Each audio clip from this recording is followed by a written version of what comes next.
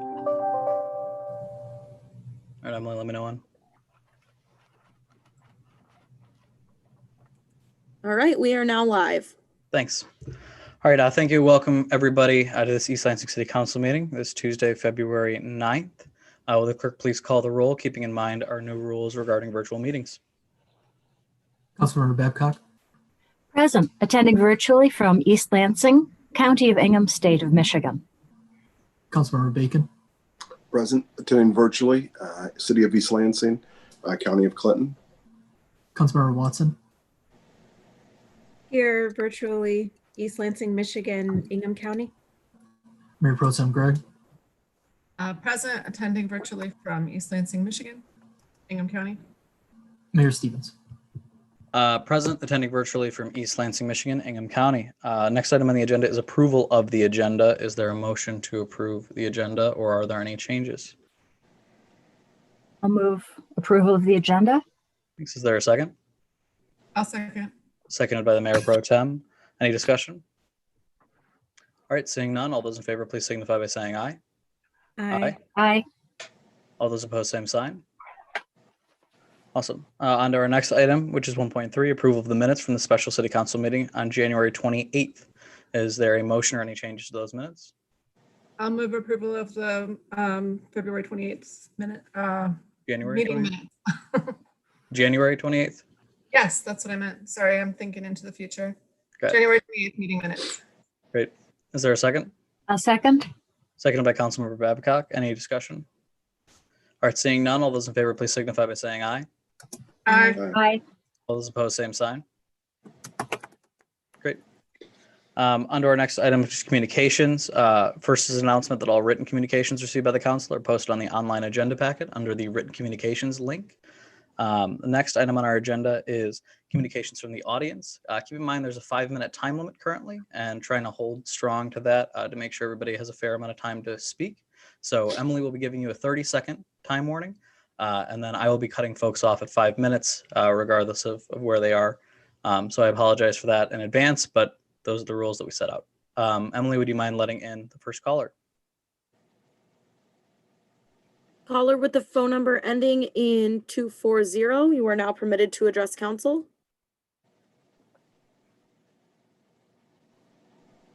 Caller ending in, oh, there you go. Hi, this is Diane Wing. I don't have any public comment. Thank you. Thanks, Diane.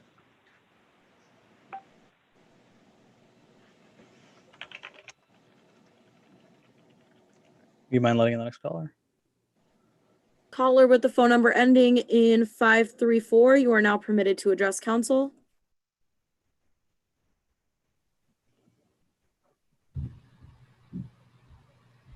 Hi, this is Ann Hill at 685 Buteo. I'd like to comment on 2 items tonight. First, the WRRF facility and other infrastructure projects have multiple entities that are responsible for paying for the various projects that make up that $117 million. When cost overruns occur, what is the process for getting the funds approved by MSU and Meridian Township? How are we keeping track of who's paid for their portion? What happens if they don't pay? With so many sub-projects going on simultaneously, how are we certain contractors and vendors are not over or under billing, or which invoice is for which part of a given project? We have other projects with Meridian Township, federal highway funds, MDOT, et cetera, that we're partners with. There are only a certain number of contractors in the area, and many of them will naturally be working on multiple phases and projects simultaneously. This adds significantly to the administrative and billing complexity of the already mentioned WRRF project. How can we, the taxpayers, be confident that we're paying only our fair share and are not being overcharged through misbillings, accounting errors, etc.? I'd like to recommend the staff bring to a council work session a presentation showing council and the public how this will be managed, as these are massive amounts of money and we are dealing with, and even small mistakes can be very costly. I don't mean to imply that contractors will intentionally misbill or the city's accounting staff are not capable. I've administered multi-million-dollar projects on behalf of a single corporation and understand the complexity. With this many projects and partners for each of the projects and sub-projects, this complexity is magnified, and my perception is that there is a high risk for billing mistakes to occur. I assume that MSU and Meridian Township don't want to be overcharged either. Second, I noticed in today's Parks and Rec presentation information that there is a proposal to pave part of the trail in Hawk Nest Park. This is the first I've heard mention of it, and I've listened to every Park Advisory Commission meeting over the past year, as well as almost every council meeting and work session. No one has come to Hawk Nest to ask if we even want it. I have never heard any of our residents complain about the gravel trails we have. Paving the trail will take away from the naturalness of it. If something like this were being considered, at a minimum, I would expect the city to approach the community to get input. And how much is this going to cost the taxpayers? I hear more complaints about how our sewer and water bills keep increasing. I respectfully ask you to remove this from your plan for the time being. Thank you very much. Thank you, Ann.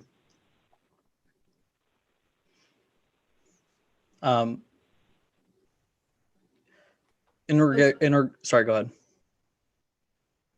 Are we moving on to the next person, or? I just wanted to make one quick comment. In regards to her comments regarding the DPW project, I actually think it would be good at some point to have an update to this. This is a newer council. They might not be familiar as well with all the steps that have been taken with the wharf project.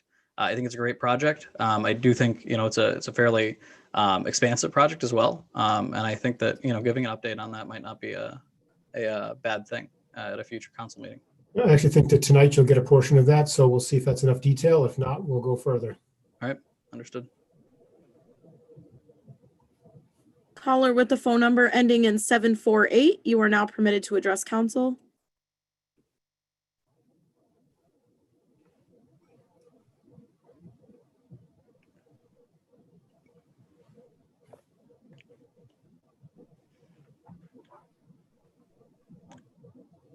Caller with the phone number 748. If you hit *6 on your phone, you should be able to speak to the council.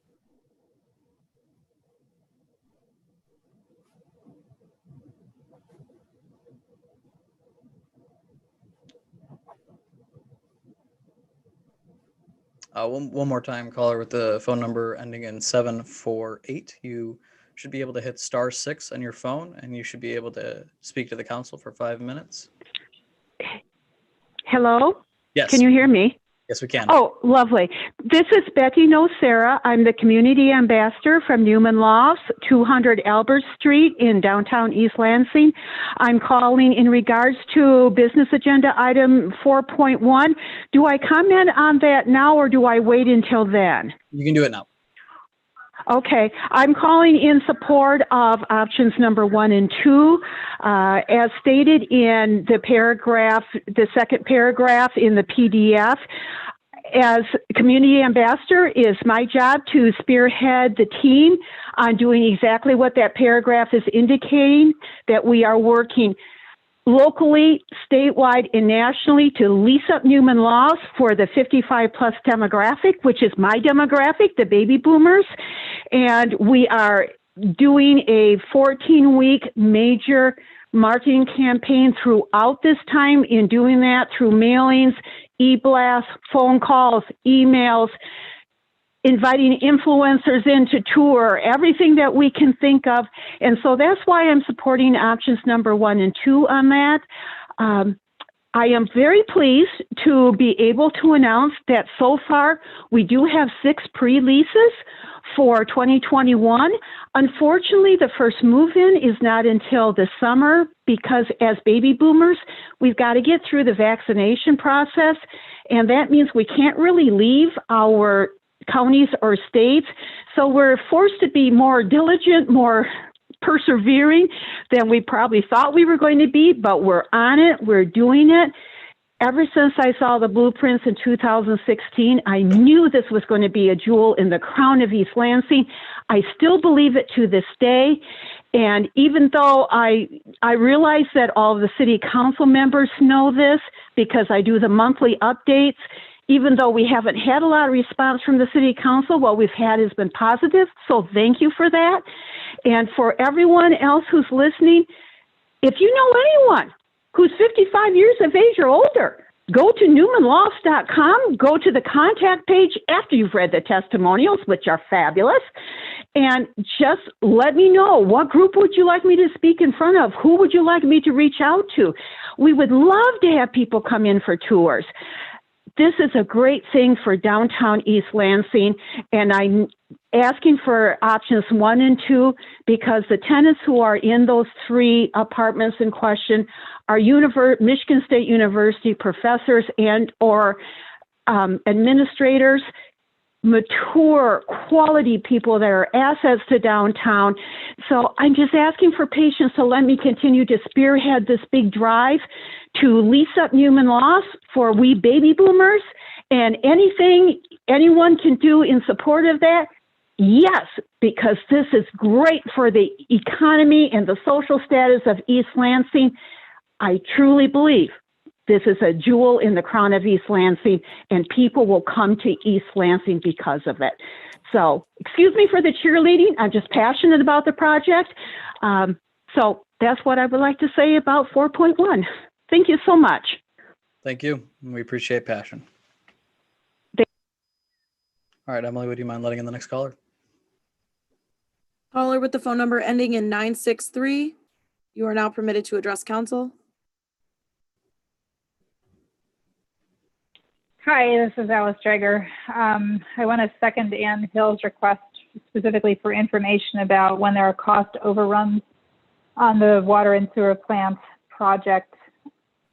How do Meridian and Township and MSU give approval for the cost overruns?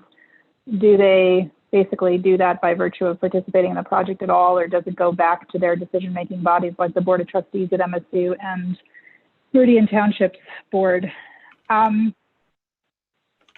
Interesting idea to let people try to market to get appropriate tenants the year after while they rent illegally. That would be an interesting thing to offer to people who rent illegally in our neighborhoods.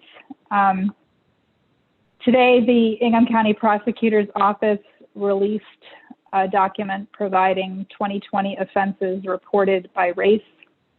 It provided information about what it looks like in terms of the racial demographics of people being prosecuted by the County Prosecutor's Office. What it comes down to is in East Lansing, approximately 8% of the population are African American or Black, and 40% of suspects and defendants are African American or Black. I spoke by email with Scott Hughes of the prosecutor's office, and he clarified for me that this only covers the cases prosecuted by their office.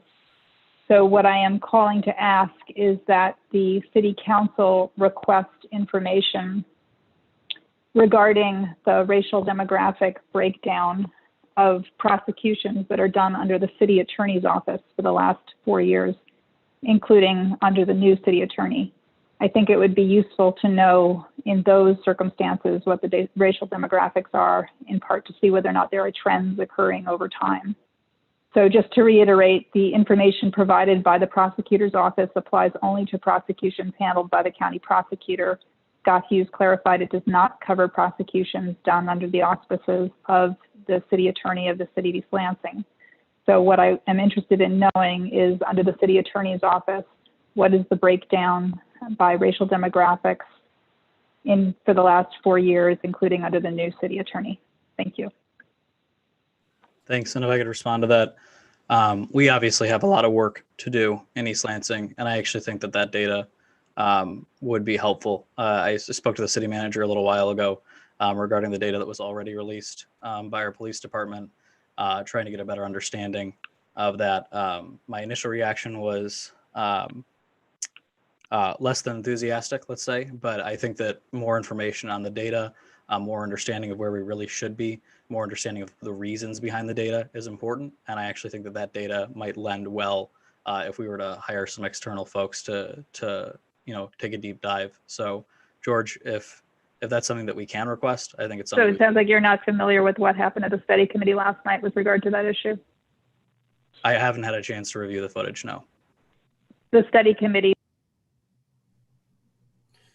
Oh. So we can actually, I can mention that the study committee requested that we not do a study at this point with an outside consultant, that we wait at least a couple of months. So it is up, I said at that point that we certainly wanted to hear the study committee's view on that, but the final decision would come from after consulting with council. So Okay. we are okay with waiting, but Right. at this point, it was pretty strong from the study committee. They preferred we wait to see more data. We already know our numbers. Let's continue to work on what we have and what we know, rather than spending money on an outside expert. Okay. It was a pretty strong opinion from them. We were ready to do the study. We brought the RFP to them, and they had a different opinion, which was surprising to us, frankly. I thought they would ask us to move forward with the study. But at this point, I think we want to regroup and consider if that's the best way to do it or continue to look internally. Sorry, thank you, George. I appreciate that context. Could we let the caller finish the thought, and then I'm gonna move on to other council members for the discussion.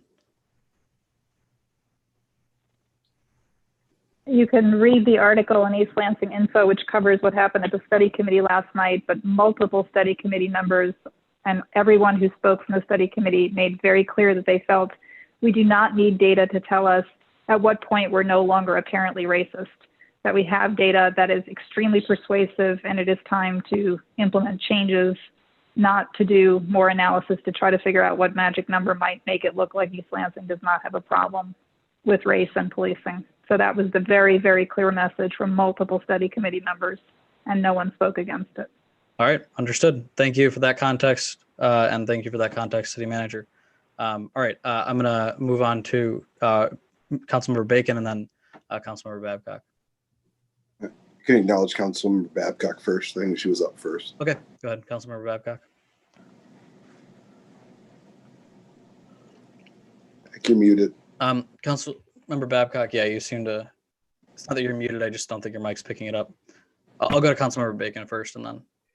Yeah, just my opinion on the data that, Mr. Mayor, that it's probably a little bit muted, being that 2020 data is probably actually low due to the lack of, mobility and a lot of other factors. I don't put a lot of stock in the data of 2020, and that's not a compliment by any means to what we've seen in the data, but I don't think it's probably given us a full picture. We need probably multi-year data to get a sense based on all the consequential events of 2020.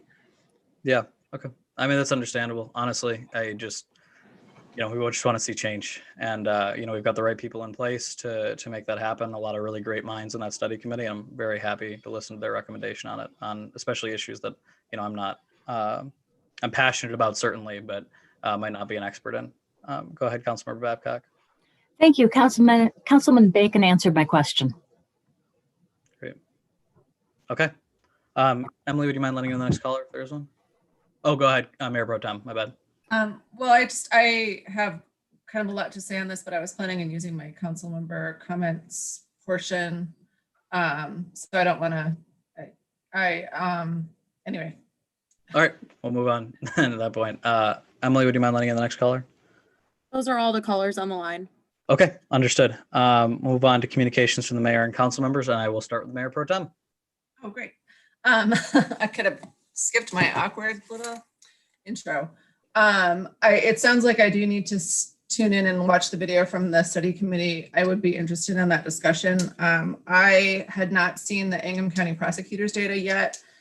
I've been sitting with our demographics for a couple of days now, and I've done a lot of calling to people who have kind of helped me talk through things in the past, including a couple of criminology professors from MSU, members of the study committee. I've talked to a couple of you guys, fellow council members, to just get my thoughts out. I've spent a lot of time chatting with Elaine Hardy, who I always find to be very helpful to just kind of help me clarify how I'm thinking. It's really meaningful to me that we have a resolution on our consent agenda tonight recognizing Black History Month, and we're also sitting on a considerable amount of data that shows that we are not equitably policing our community. I guess I know that we have data that says unequivocally that we are over policing a certain portion of our population, specifically the Black population of our community, but also I believe other minority members of our community as well. I don't think that there's any, I don't think there's a reason to analyze that data to prove that that's not true. It is absolutely, and black and white in front of us, true. But what I would like to know more about is where to put our pressure next. So we have made some pretty significant changes, I would say, in the structure of our police department. We've hired some social workers. We have hired our neighborhood resource specialists. And I naively hoped that some of those changes would show in this data.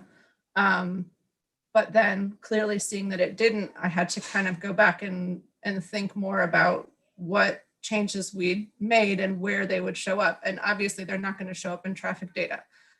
Social workers don't have anything to do with traffic stops, right? So it was actually kind of naive, obviously, and misguided of me to think that it would show up there. So we've pushed in one part of our police department, and I think that those changes are positive, and I stand behind those changes. And I'm excited that we have those new types of officers to help our whole command structure hopefully become more even and equitable. But clearly we have to push someplace else now. And I think one of the things that we have to look at is where we are stopping people in our community. If we are primarily only patrolling certain areas, that's going to affect that data.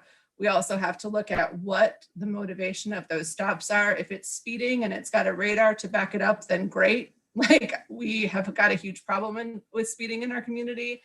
If it's other types of laws, we have seen, I mean, one of the problems with policing that we absolutely know is happening right now in America is that we have got a system that is based on 200 years of privilege and racism. And a lot of that privilege and racism is baked into those laws. And so if you enforce the laws, you are enforcing something that is racially disequitable. And so that is something that's on us, that's on this council to change those laws, but we need to know which ones are being applied and which ones are resulting in this over policing. So I do think that there's some value in collecting more data and collating more data. I think that there's some interest in at least a few people that I've talked to within the criminology department at MSU at analyzing some of that data for us. I don't know if that's something that we could use outside of an RFP process to just sort of guide our thinking. I definitely think, you know, we shredded our disorderly conduct ordinance. I think there's other aspects of our code that need that same attention. So yes, we absolutely know that we have a problem. I think it was, you know, I guess I had some hope that we would see a difference, but I think that the problem is much bigger than 1 year's worth of effort is going to show us. We obviously have to keep pushing forward with that. I just, you know, we have to change something else now and we need to know where that is and what it is to change. So I think, you know, we've got our citywide diversity, equity, and inclusion training coming up. Unfortunately, that's been delayed. I think that's one big aspect of this is to just, you know, address our culture within every department within our city to make sure that everybody who works here and everybody that interacts with the people who work here is being treated equitably, but making sure that the laws that we are actually enforcing are not disproportionately being applied or enforced against a specific community is a huge other part of that. So that's work that I would like to do. I'm inviting the rest of council to kind of help me figure out where to push next.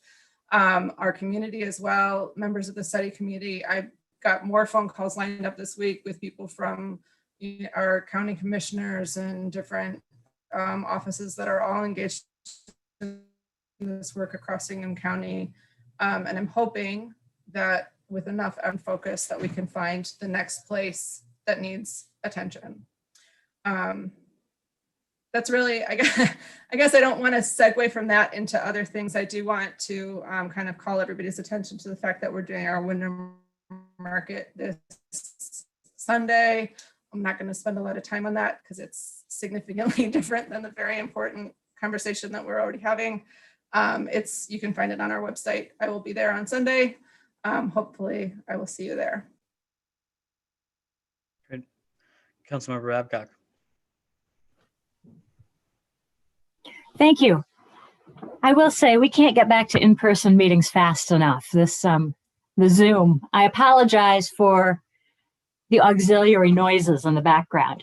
I also looked at that data, and first I was dumbfounded. How do we lose the Final Four, roughly 20,000 people, Welcome Week and football Saturdays, and all the summer events and have the exact same data?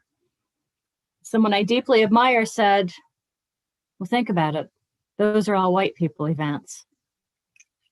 And they are.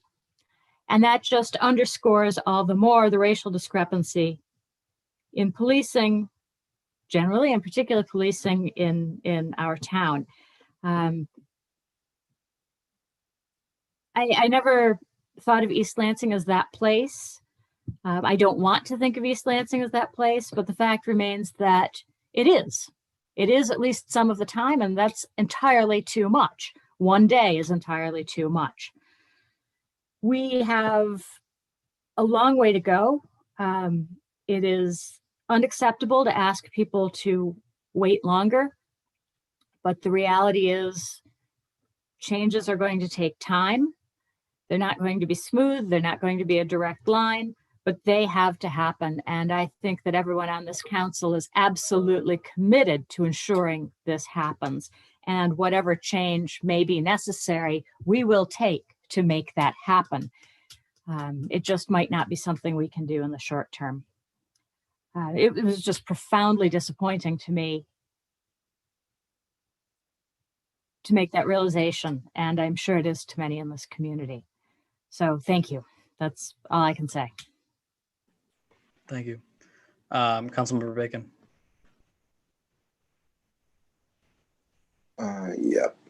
First, just want to give kudos and acknowledgement of the approval of the resolution for the acknowledgement of Black History Month. It's one of those odd days where in media and social media, you'll see people launching campaigns on the dismissal of Black History Month in favor of American or US or all, whatever replacement for that is.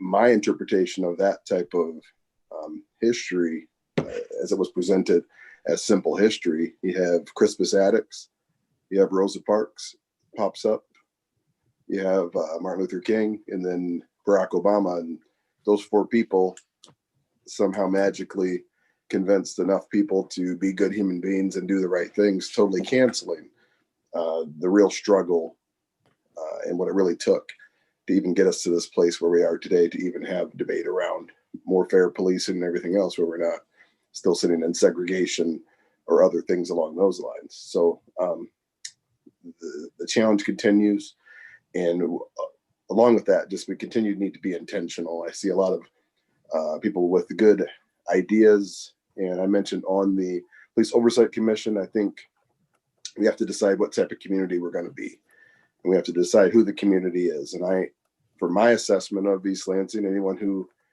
comes into East Lansing is part of our community. No one's out of place if they're not actually here to do ill will. Everyone's welcome here to do commerce and participate in the spirit of East Lansing. Everyone is the community. So my gut level feeling is some of the issues with policing are the facts that not everyone's considered part of the community, and those judgments are being made based on race and other factors.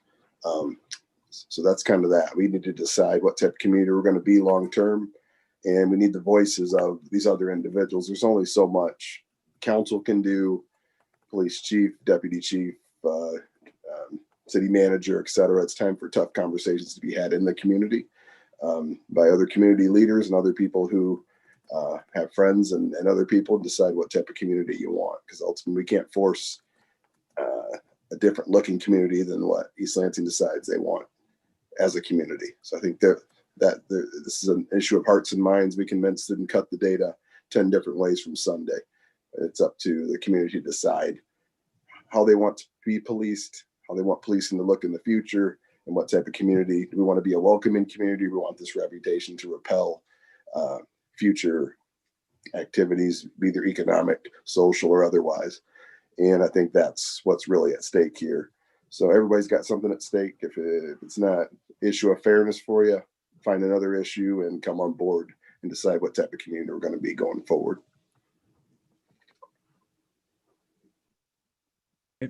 Thank you, sir. Councilmember Watson. I was going to pass, but I'm just going to take a moment to mention again, we declared racism as a public health crisis. And when you look at the resolution that we've created and that multiple places across the nation have created, we talk about racism in the criminal justice system. So I'm happy to hear that the Police Oversight Committee, the study committee, is ready to move forward with things, and that we don't need more data that tells us the same thing. This has been going on for centuries. It's time to figure it out and dismantle it. That's all I have to say. Thank you, Councilmember Watson. I have a few things that I wanted to say tonight. We have a member of our student community who was really instrumental in curbing a lot of social gatherings and bridging a gap between our work and some fraternity groups in the spread of COVID, who's currently in the hospital right now. So I'm not a particularly religious person, but I'm praying for that individual right now. And I hope the community will join me in that. It was very, very helpful. And out of respect for the member's family, I'm not going to say a name, but there's a lot of really great folks in our student community that have done a lot in the effort to curb the spread of COVID. And a lot of really, really good people that have put a lot of time into it. And this person happens to be one of those people. So just my prayers go out to that person and their family. I wanted to thank a couple of community members. Ann Hill did a lot of work regarding our voter rolls, met with our city clerk's office, as well as Ann Hill in a safe environment to discuss some of the efforts that were done there and help in the effort the clerk's office is already undertaking to clean up our voter rolls. Really a significant amount of work that's going into that right now with our clerk's office, and I appreciate the work from them, but definitely also appreciate folks in the community lending a hand. So I wanted to thank Ann for that. It was brought up to me earlier today by Alice Drager, actually, just a note that made me think about something else. Just for the 4 years that I've been here, for 3 years that I've been here, really an effort to try and increase the amount of folks that talk and speak and give input to our budget. It's a difficult subject to wrap your head around without a lot of time and effort given. It is an expansive and complex document when you look at it, and things like PBB, things like public meetings, presentations certainly help that process.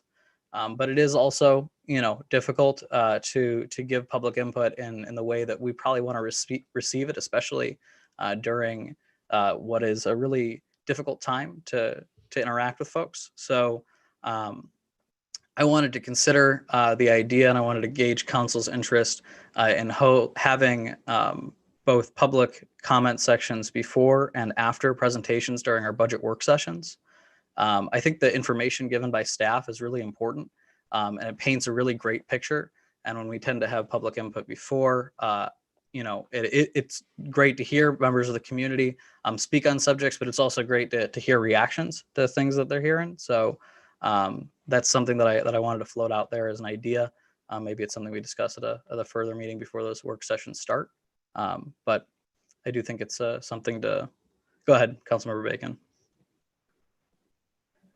I might propose in that with those options, having the full 5 minutes at the beginning and maybe a shorter 3-minute or a smaller option on the back end, to just out of respect for time on those type of long, extensive meetings.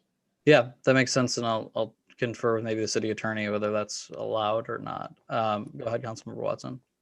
Also wondering if you would suggest bumping us down too, because I've seen how public comment happens at the end of stuff and folks are waiting until 8:30 to make a comment. And so I'm wondering if we got bumped down. I'm wondering if we maybe had some time restraints on other parts so that it wasn't too much of a late inconvenience for folks that do want to comment, listen in and then comment. Yeah, my expectation really for doing both public comment at the beginning and end was that if folks want to stay around and listen and have the time to do so, then they can. But if folks just want to give us input there, and they can at the beginning, right? But point well taken. Go ahead, City Manager. I say that we're a little time constrained with the meetings because they'll start at 5 and then we have another meeting at 7.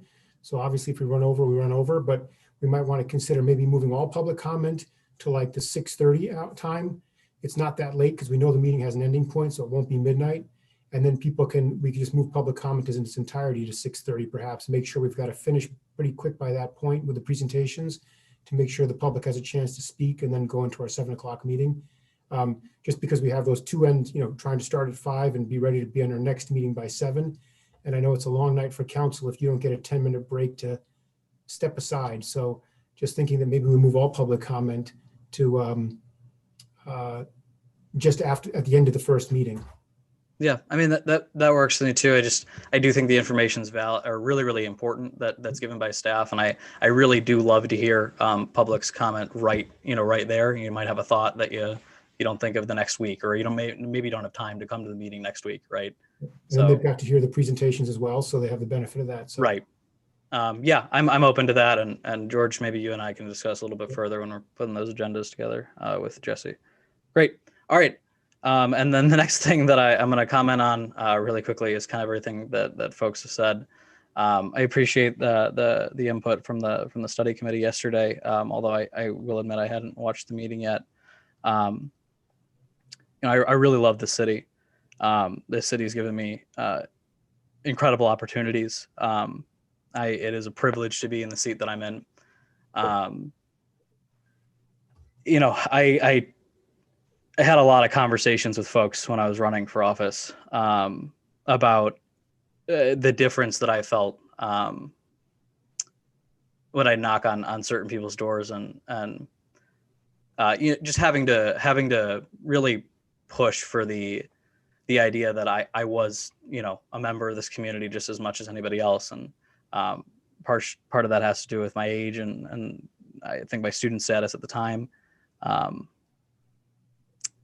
But I really love this city, and really loving something. It's tough to acknowledge things that are going wrong, but I think it's really important that we do. So I support the work of the study committee, and I'm waiting for the next thing to go. I'm glad we got some of the stuff we've done so far done, but it's not enough. That work's never done. And I think that's valid too. I just read some of the comments that were made in the paper regarding finding a magic number, and that's not necessarily what I was intending behind looking at that data. I really just wanted us to get as deep into it as we can to try and really figure out what do we need to change, right? But of course there are experts and folks that know a lot more about this issue than I do, so I'm happy to listen to them on it. We just need change. I'm ready to do it. I'm ready to listen to guidance from folks in our community and on our committees. That's why we have that study committee in the first place. But we need to make this the city that we want to be really proud of. And that takes a lot of effort and a lot of work and doesn't happen overnight. So I love this city. And because I love this city, we're going to keep working. So appreciate everybody's input. Appreciate everybody's work. We got a long way to go. All right. Our next item on the agenda is City Manager's Report. Mr. Lahanas. Thank you, Your Honor. Just a brief comment. Obviously, Council has touched upon it in some detail. Obviously the numbers came out this past week and we were concerned. I had an extensive conversation with Chief Johnson. He's concerned as well. We've heard loud and clear from Council, from the community, that we are on a mission to make certain we are the most equitable and welcoming community. not just from the police department, but across our city government. And that's a commitment. We made a lot of positive changes. Obviously, there's more work for all of us to do, and we will be doing that. Thank you. Thank you, sir. City Attorney's report. Good evening. I just wanted to let you know, I think we are in our 4th month now as the city attorney, and it has been a lot, certainly to digest and get through. But I do want to say I've worked with a lot of staffs around the state for our municipal clients, and yours is top notch. They keep me on my toes, and they have been nothing but welcoming and certainly a pleasure to work with. It's great to hear. You hear that, guys? We got to make his life a little bit more difficult. So start ringing it up. No. Thank you for that. Thank you. All right. Our next item on the agenda is our consent agenda. I'll hand that over to the city manager. We have the following items on the consent agenda for council's consideration. Item 3.1, approve the following appointments or reappointments to boards or commissions. A, Grace Anderson to the University Student Commission for a partial term ending September 30th, 2021. Item 3.2, approve a resolution acknowledging Black History Month. Item 3.3, approve the issuance of a conditional Class 3 rental license at 557 Bainbridge Drive, Hickory Hills Condominiums, allowing up to 2 unrelated persons or a family to occupy the dwelling unit. The owner is Wan Song Okamus. Item 3.4, approve a change order with Rowe Professional Services Company for additional services associated with the 2021 Abbot Road Major Streets Improvement Project for the construction office technician and engineering support in an amount of $25,972 and authorize the city manager to sign.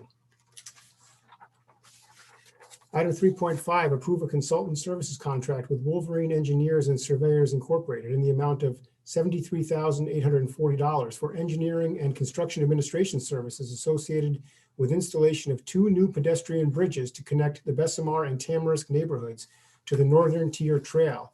The funds for this project are being provided by an allocation from the Ingham County Trails and Parks Millage. Item 3.6, approve a service agreement with CBIZ Benefits and Insurance Services Incorporated, not to exceed $30,250 for the December 31st, 2020 actuarial valuation under GASB number 75 and authorize the city manager to sign. Item 3.7, approve and authorize the city manager to enter into a contract with Tetra Tech in the amount of $112,255 for tasks 1 and 2 of the water meter and reading system replacement engineering. Item 3.8, approve a 3-year contract renewal with NIS, National Insurance Services, for long-term disability and life insurance policies and authorize the city manager to sign. Those are all the items on the consent agenda for council's consideration. Thank you, sir. Is there any changes to the consent agenda or anything you'd like on the business? Some council. All right, seeing none, is there a motion? Motion to approve the consent agenda. Is there a second? A second. Seconded by Councilmember Babcock and possibly a guest from the Mayor Pro Tem's household. No, seconded by Councilmember Babcock. I'm going to speak on the subject just a little bit. Councilmember Bacon acknowledged it previously, but just the resolution acknowledging Black History Month. Just a kudos to how well written this resolution is. Also, the acknowledgement, I think, especially important, bias in our education system. Just understanding that what we're taught is really just not enough, and probably is the most recent graduate of the public school system in this room. I'll just say that even in my more modern experience, there's a lot that's left out. And I think it's important to acknowledge, even just 2 years ago, there was a really big push in Michigan to start editing and pushing more, fact-based knowledge in our history classes. And I think that effort is really important because if we don't acknowledge our past, we're not going to be able to change it in the future. We're doomed to repeat it. So I do think that was really wonderfully stated. So thank you. Any other comments? Go ahead, Mayor Pro Tem.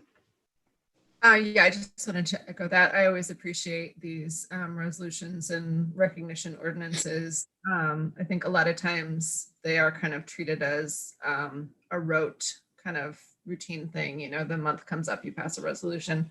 I think a lot of thought goes into these. I always learn something reading them. And so I hope that, you know, that the members of our community will take the time to read through it. It's anyway, I think it's great. So. Go ahead, Councilmember Bacon. Thank you. Yeah, and just to anyone out there who looks to really dig in to read the resolution, and just remember, none of this is ancient history. I mean, there's elements of the present resolution that are right now, and even if we're sitting in 2021, still in the era first, that tells you that Black history and the remembrance and being intentional around it is no less necessary than it was in 1950, 1960, 1920, whenever. We're right where we were before, because we're still in an era of firsts, both nationally, globally, and in our own local community. So that whenever you're in doubt of if there's need for more education or more acknowledgement, just remember you're always on the horizon of a first for African Americans, even in our own community. Still on the horizon for a first. Very well said. All right. Seeing no more discussion, all those in favor of the motion, please signify by saying aye. Aye. Aye. Aye. All those opposed, same sign. Great, that passes unanimously. On to our next item on the agenda, which is 4.1, consideration of enforcement options regarding zoning violation issue at Newman Lofts. Mr. Fehrenbach, thank you for joining us. Thank you, Mayor, and good evening.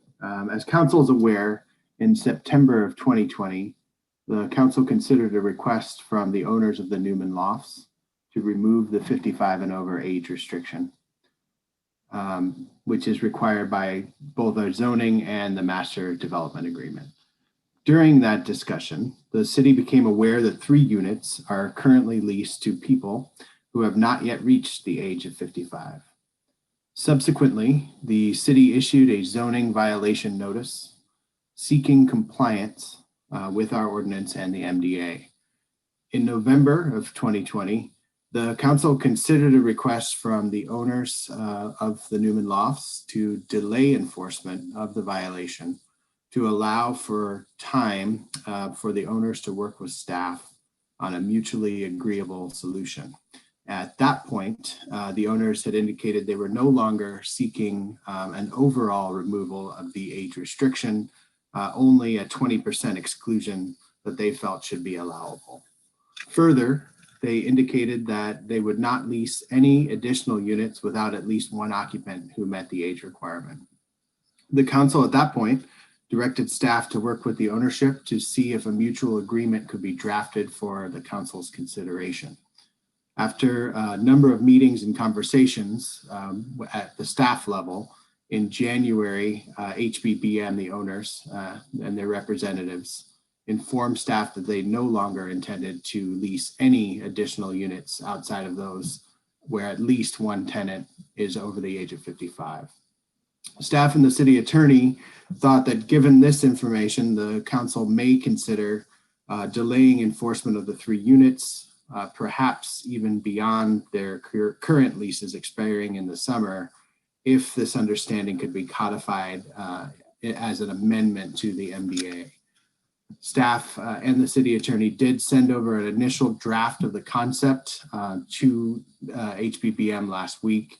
The owners have not yet formally responded, but I do understand that their attorneys have reached out to the city attorney to continue the conversation. Staff therefore recommends that the delay of enforcement be continued. Our goal, as always, is compliance, and given the owner's indication that they no longer wish to pursue leases without a 55 and over tenant, it appears we are moving in that direction. Further, given the pandemic situation, allowing the 3 units to remain with their current tenants does seem appropriate, perhaps until their current leases expire this summer or until a formal agreement can be reached. So with that, I'd be happy to take any questions that you have. Thank you. Thank you, sir. Go ahead, just chime in, guys. I did have a question. I don't know how much we can talk about this without violating the tenant's privacy, but it's my understanding that at least one of those units is rented to somebody who is very close to the age of 55. Can we get kind of a idea of what we're talking about in terms of demographics? I guess the root of my question really goes back to our diversity ordinance, which is kind of specifically written to encourage diverse housing, specifically not student housing. I think that even that language is in the ordinance, that it's not student-based housing. And then the creation of the 55 and up was really based on that being a protected class. So I guess I'm kind of looking for some validation of my feeling that that the 3 rented units would meet the criteria of not being student housing, if that makes sense. So I don't have any information about who the tenants are, other than the fact that they have indicated that they are not at the age of 55. Okay. Other than what Ms. Nocera has stated, and you may ask her directly if she's still on the line, if she has any information she'd like to share. Mayor Pro Tem, is that something you'd be interested in doing? If she's available and is able to clarify that, that would be helpful. Okay. Emily, would you mind letting in the caller for this one question?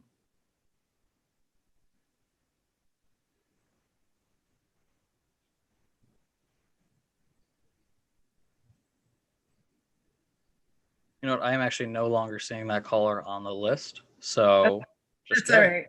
All right. Sorry, yes, that caller is not on the line anymore. Great. Sorry, Mayor Pro Tem. Councilmember Babcock. Councilmember Babcock, your mic seems to be not working. Plug in the mic, I have no sound. So okay. Yep. You're just gonna have to work with it. So if I understand this correctly, memory serves, the tenants who actually live there, unlike the staff, the tenants who actually reside there didn't like the idea of people under 55. The 55 and over is signed into our master development agreement.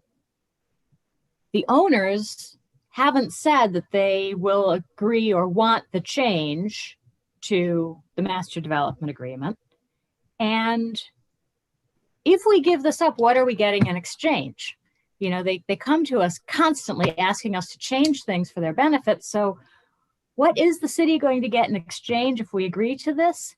And or what do we want? Now might be a good time to talk about it. More spaces out of that parking ramp? I would imagine that's more of a question for the council than it would be for staff. So.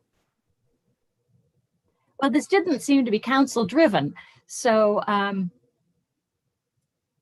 so what does the staff envision us getting out of this that would be beneficial? So I would say that our goal, as I previously mentioned, is really compliance with the ordinance. And in this case, we're trying to balance the compliance with the ordinance with the reality that we have 3 groups potentially of tenants that are in violation living in this building, presumably through no fault of their own. So moving towards compliance where, you know, the Newman loft owners have agreed not to lease any additional units to folks who are not inclusive of at least one person who is 55 and over to meet the requirements, tends to lead staff to believe that we're moving in that direction of compliance. And so really it's a matter of the 3 units in question and whether we should be taking enforcement action or whether we should continue to delay enforcement action. Staff thinks it's appropriate to continue to delay that enforcement action as we move towards compliance for the overall building. Great. Yep, go ahead. So this week on the Building Board of Appeals, which I am liaison to, we have a situation where a landlord wants to not fix his windows. It's been a long-standing problem. And emails have gone back and forth. So what do we tell him if he's not in compliance with the standards, and he wants an out, but the city wants him to comply. And perhaps a better, more parallel question would be, if a landlord, we'll just call her Jane Smith, owned a duplex, and she discovered that her duplex was attached to her house, one side of that, the student tenants had moved in a fifth kid. They're licensed for 4, moved in a fifth kid because the fifth kid's roommate had COVID or wasn't social distancing. Would we give them the same benefit of the doubt we're giving Harbor Bay? Would we come and say, well, we're not going to enforce on this duplex because they've got 1 kid more than occupancy because they have a good reason? Has that ever happened? So I would just say that, you know, every case is different, and staff tries to apply, you know, as the rules that are established by council as fairly as possible. Ultimately, we march to your drum. So it's council's discretion as to how to use these tools. And that is why we are in front of you tonight, to seek your guidance. Staff has you know, queued this up in a way that we feel is appropriate, but it's certainly your discretion tonight to direct us as you see fit. Thank you, Tom. Go ahead, Councilmember Bacon. Yeah, just for the record, I really don't give Harbor Bay any benefit of the doubt on this question at all. My sympathy or position is around the tenants and the people in place right now, sitting in the middle of 9 degrees in a global pandemic, and forcing individuals to move. It just seems inhumane in the first place and impractical in the second place. So that part of it is for me. I really, this has been a really arduous process working with them. I think ultimately, this, as a city, we want to see them succeed. We more want them to be good corporate citizens around this, and ultimately my decision will have very little to do with my faith in them as corporate citizens, but my concern for the individuals in the units right now under current conditions and in the global pandemic. Great. Go ahead, Councilmember Babcock. Thank you. So enforcement wouldn't necessarily mean requiring the tenants to move before their lease is up, or perhaps ever, but it could require simply Harbor Bay to pay the excess costs that are built into the master development agreement. So if those excess costs or the fines for violating were to be charged starting, say, let's be really generous, March until the leases come up, what kind of money would they be paying the city? I'd have to defer to the city attorney as to the actual costs. Yeah, I don't recall whether violation in that respect would be a civil infraction. It may be under your ordinance, but we'd have to turn back to the MDA as well to determine whether there's an enforcement part. I mean, typically in these where you have a violation such as this, we would ask for some sort of injunctive relief, right? You would go to court typically and you would seek an order correcting the problem. I think that in any way, shape, or form, a judge is going to look at this and give them some time, whether that's till the lease runs out or not, I don't know. It's clear, at least from my perspective, that they're in violation. As Mr. Fehrenbach says, we're trying to get to compliance without having to litigate. We could litigate, but I've got a telephone conference tomorrow morning with their attorneys. I don't know what they're going to tell me. We sent them over a letter along with a proposed third amendment to the MDA to get compliance. And so whether that is something that comes back to the city council at some point for approval, we'll have to wait and see what they say. Councilmember Babcock, and then I'll go to Councilmember Bacon. 2 things. Well, there is a certain amount that the city will fine someone who's out of compliance. And is that what, $600 a day? Maybe Well, Mr. Lahanas can answer. I don't know what the fine for a violation of a zoning violation. Uh, I think what she's asking really is what's the end result of taking enforcement action here? So are we getting, you know, some type of monetary benefit to the city? Are we, you know, what are we seeing from this? And I'd like that answer too. there's an amount that we fine landlords who are out of compliance, and I believe it was something. Like a renting without a license? Is that what you mean for? Yeah. Okay. I mean, we talked about this months ago, and I believe at that point, looking forward from roughly November to June, came out at 19,000, $600 a day for a certain number of days, number of tenants. I thought it was a ticket per month, but and the city attorney Okay. authorizes tickets, but that's for renting without a license. But I don't know specifically how they stack them up over a period of time. I have to hear this. George, Okay. could you work on getting that answer? Yep. Okay. Thanks. While we're in, Secondly, I guess I'm a bit out of the loop, but why would you send that to their council if our council hadn't agreed to it yet at all? So we were directed to try to find if there would be an agreement that would be mutually agreeable.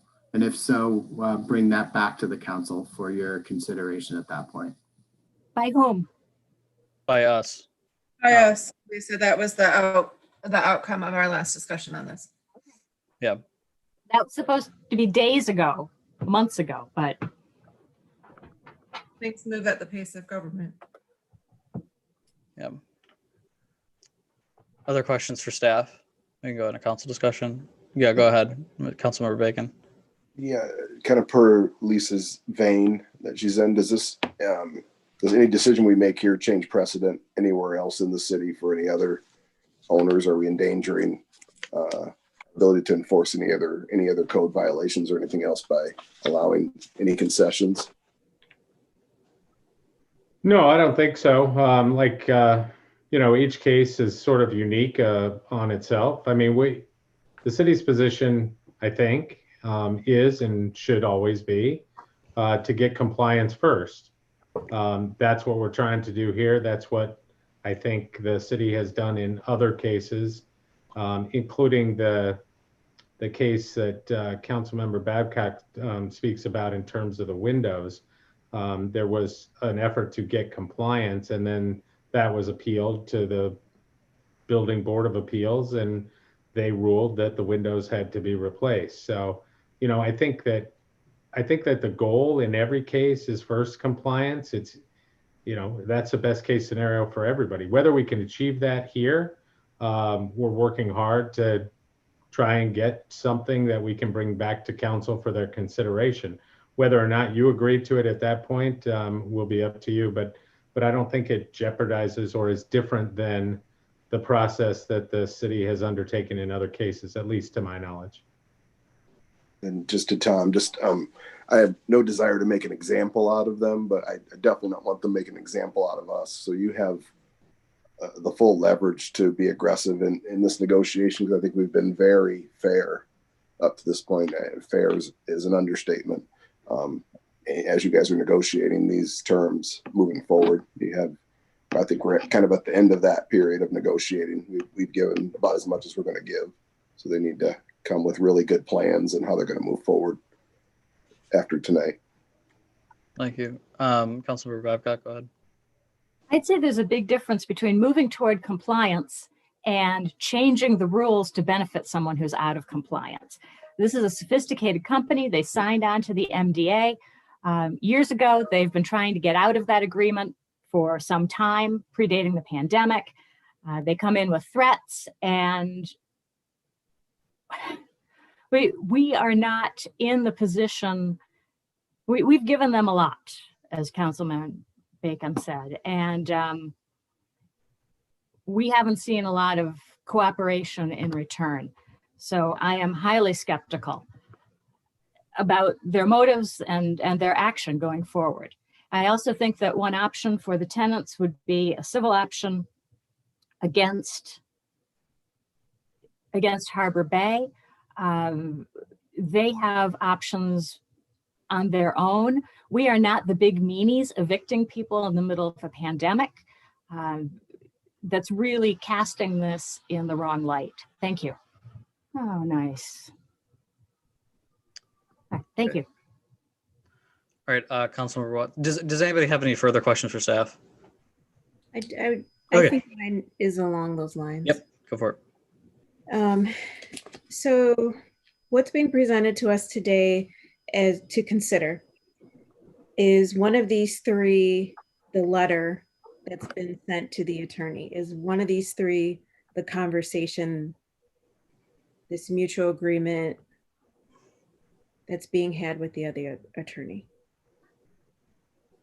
No, what I would say is that we're asking for delayed enforcement so we can work out any possible terms. It might not be possible. It might be that we come back the next meeting and say, it's not going to be possible. We need to move towards enforcement.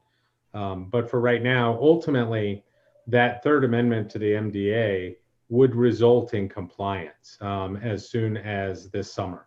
So that's what we're trying to get to when those leases terminate. Now, whether they choose to agree to it or not, we'll see. If they do, then we'll bring it back to council, and council can decide then whether or not the city agrees to it.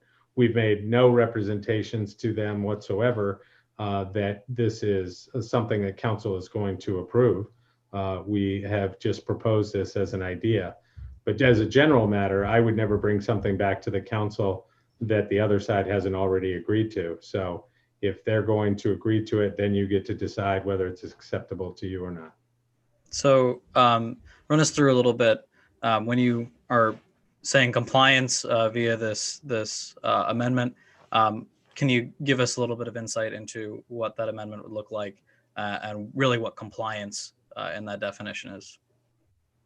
Yeah, I don't have it up in front of me, but my recollection is that it would clarify so there was no uncertainty in terms of the rental. What they have indicated, right or wrong, believe it, don't believe it, is that they believe that the MDA says that they can rent in compliance with HOPA, which is a federal act, which allows 20% of rentals to be under the age of 55. So I don't believe that's the case. I've read it. We have analyzed it, but that's what they have said. So this proposed amendment would clarify in no uncertain terms what is meant by it and end those current leases that are in violation. When they terminate, if they seek to transfer, if they try and sublet, all of those would have to be in compliance. Understood. There's one more thing I wanted to say. Yeah. So again, with our three options, I understand what it means to agree that tenants should stay or that tenants should leave in the summer of 2021. But number 3 just says take enforcement action. And there's been no clarification on what that means if we were to decide on that. And it would be helpful in order to make a good decision to understand what it means to say enforcement action should be taken or what that could look like. Sure. So that enforcement action could be citations for which a fine could likely be imposed. What that is, I don't know, but typically if it's a civil infraction, then fines and costs are anywhere between 100 and 500 per day per offense. So you're looking at roughly at its peak, probably $1,500 per day for each day of the violation. In addition to that, if you cite them as a civil infraction, the district court also has injunctive relief under the municipal civil infraction statute. So we would likely ask for that injunctive relief as well as part of that. In the alternative, it could be a circuit court action in which to litigate because there may be some defenses that are asserted that could be removed from the district court to the circuit court with respect to the MDA itself and the terms and provisions of that. So when we say enforcement action, I'm just talking generally only because I don't know yet what kind of form that might take or what kind of venue that might be in. Go ahead, Councilmember Babcock. And City Manager, did you have a comment on that? Oh, not at this point. Okay, great. Go ahead, Councilmember Babcock. Thank you. Why I love East Lansing, Exhibit 4902. I have just been texted the section that I was grasping for and unable to reference. So, Section 50-33, Violations, Penalties, Enforcement. For any and every violation of the provisions of this chapter, the owner, agent, architect, lessee, blah, blah, blah, blah, $100 for each offense, or shall be punished by imprisonment and 90 days in jail. Okay, we're not going for jail. So that would be 100 days, $100 per day the violation occurred. And that's City Code of Ordinances, Article 2 of zoning. So thank you to my anonymous research assistant. I owe you one. I believe our city attorney's writing that down. And I don't want to do quick math and embarrass myself while I'm on the air, so I won't do that. But if we get an estimation. I agree. Well, $100 a day for a month of 30 days would be $3,000 per violation. So yeah, I just didn't know how long that has been occurring or when that at least started. So 3,000 times however many months. Yeah.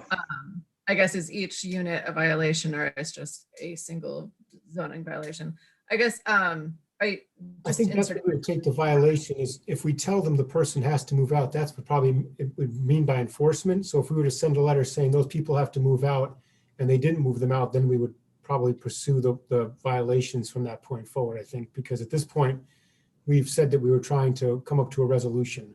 So if that's not what council wants us to do, then you just direct us and we would tell them that the people have to move out by a certain date. And then beyond that, I think is when we would take enforcement. Is that right, Mr. Homier?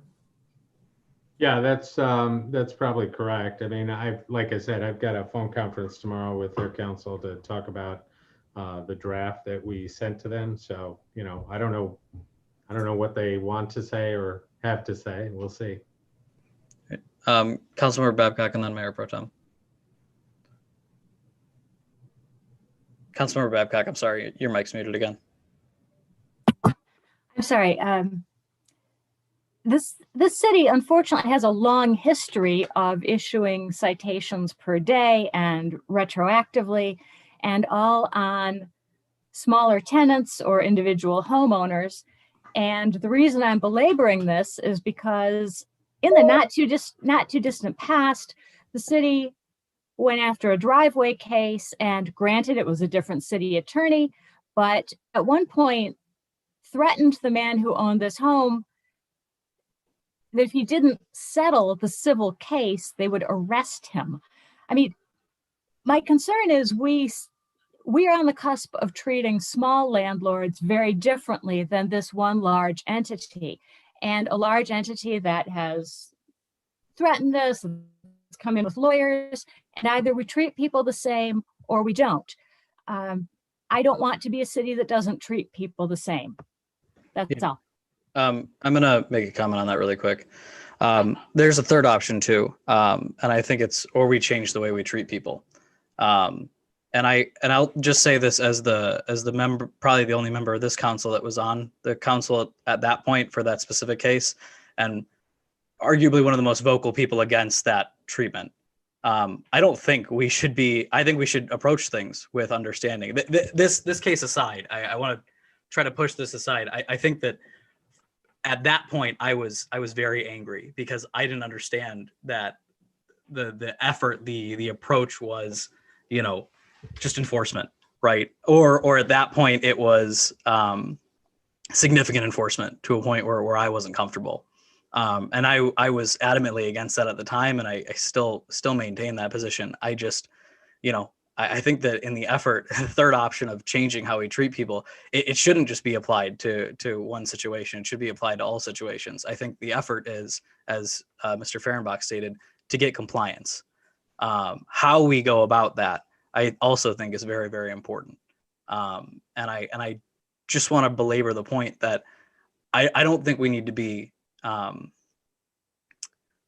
held to previous council what they did, especially if we disagree with what they did. Because I think that it's important that we are able to change how we do business in East Lansing. Again, I'm not talking about this specific point, but in general, what we've given as a directive in this city is to be more understanding, is to be more reasonable, let's say, with how we are going about and addressing situations. And I think that, you know, if we had that perspective back then, it would have been a different result. And I think that that should be something that's applied overall going forward. But I'll bring it back to this main point and continue the conversation. But I just wanted to make that point because there's a third option there, and it's just to change how we treat people. And that doesn't just mean Newman lost. That means everybody. Go ahead, Mayor Pro Tem. Yeah, my comments kind of follow your comments quite nicely. And I think within this conversation, I'm going to be seen as the big softy who's being lenient. But along with Councilmember Bacon's comments, my sympathy here is entirely with the tenants. I agree with comments that have been made regarding Harbor Bay's behavior and attitude in this situation, which has been insulting and appalling. I don't know if anybody else remembers the hysterical press conference that they called under the guise of downtown business assistance, which was basically to hurl a lot of accusations at us about not doing well enough by anyone and how we were running them out of business. But anyway, maybe it's archived somewhere. It was, I rewatched it because it was funny, but it was not the best way to approach us in this regard. So in that case, I don't have any sympathy for them or any interest really in doing anything to enrich them further. However, we've got 3 residents of downtown East Lansing who moved here in good faith, moving their households, establishing themselves in a new building that was kind of experimental. We confirmed via email with Ms. Nucera that these people are well into their adulthood. I'm not going to share their ages, but they are definitely not in the student demographic. And being that they are not in the student demographic, I'm assuming that they meant to stay for a good long time. I think, you know, my goal is compliance, not vengeance. I'm irritated with Harbor Bay, but I don't have a vendetta. And I think that in general, you know, my sympathies, similar to what Mayor Stevens just said, are to change the way that we do things, to be more compassionate. I think that's certainly my own tendency. I don't feel bound by any action just because a previous council that I didn't agree with took that action. So I think of all of the options on the table, I'm probably I might be the only one, but perhaps my passionate speech can convince you that I'd be fine letting these people stay until they wanted to move out. Obviously, that would involve not renting any other apartment in that unit to anyone that was outside of the 55 and up demographic. I think, you know, I appreciate what Mr. Homier said about updating the master development agreement to make it, you know, make sure there was no gray area there in what was intended, but I actually don't think there was any gray area in there in what was intended originally. I think it is quite clear that we intended this building to be for people 55, not we, previous council. I wasn't involved with that decision, but that it was intended to be 55 and up. I think the fact that they did not bring up the HOPA, I think is it, I don't know, the 25% non-55 and up until they were directly confronted with it in a public meeting shows that they also knew that we would not agree with that interpretation. So I don't think there's any gray area within that development. So my attitude of lenience towards these 3 tenants would be entirely based on the fact that they are residents in good faith of our city and that we owe them the courtesy that we would extend to any person coming to live here and allowing them to live hopefully happily in their units, but that does not translate into any sort of further leniency in terms of allowing additional rentals within that unit. Understood. Other council member comments? Thank you to staff for providing answers. Go ahead, Dana. Any discussion on their part about how they could do right by the people that they moved in, knowing that this was a 55 and up apartment complex? Have they discussed how they can be a better business and support the folks that they signed leases with and moved on in? And now it's possible they might have to go. I would say that would represent their indications more that they thought that they had the ability to lease to folks because of what Mr. Homier had mentioned through the HOPA. So I don't think there was any conversation that would directly answer your question.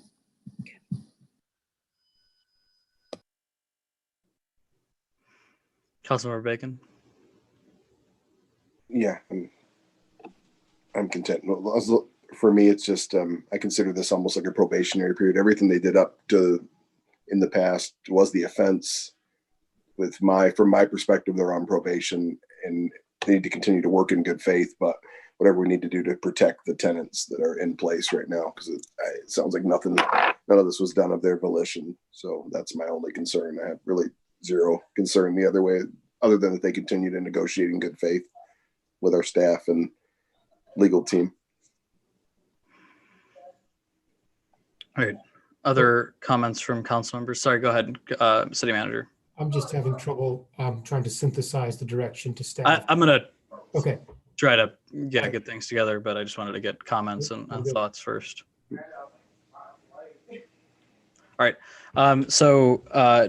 Do we need a motion on this? I think general direction would be helpful because we don't know. I mean, I've heard some people say take enforcement now, take enforcement at the end of the renting period, which would be this summer, or some people would say take enforcement and let the people stay until they would naturally leave. So I think I've heard all three options. So I don't know where to go with that. Great. So general positions, I think would be acceptable if City Attorney, this is kind of a weird situation, but since I suppose we don't need a motion, we would need general direction. Is it all right if I go around the room and ask council members which option they would prefer? Yeah, it's fine with me. Okay, great. Councilmember Babcock? And please feel free to expand upon your thoughts on the issue to anybody. For option 3, which is enforcement, and I would prefer that council proceed with asking or levying the fines and asking a judge to uphold the fines. I don't think any judge in East Lansing in 54B or in Circuit Court in Ingham is going to evict these tenants. But I think that I agree with Councilmember Gregg. They knew. They knew, and the fact that they didn't mention the under 55 tenants until they were caught in it. Then they mentioned this federal thing. They knew what they were doing. That we simply asked for financial reparation. They make us financially whole with our fines and costs for violating, and that the tenants then are free to go at the end of their term. So it's mostly 3, kind of a slightly blended 2. Understood. Councilmember Bacon. Yeah.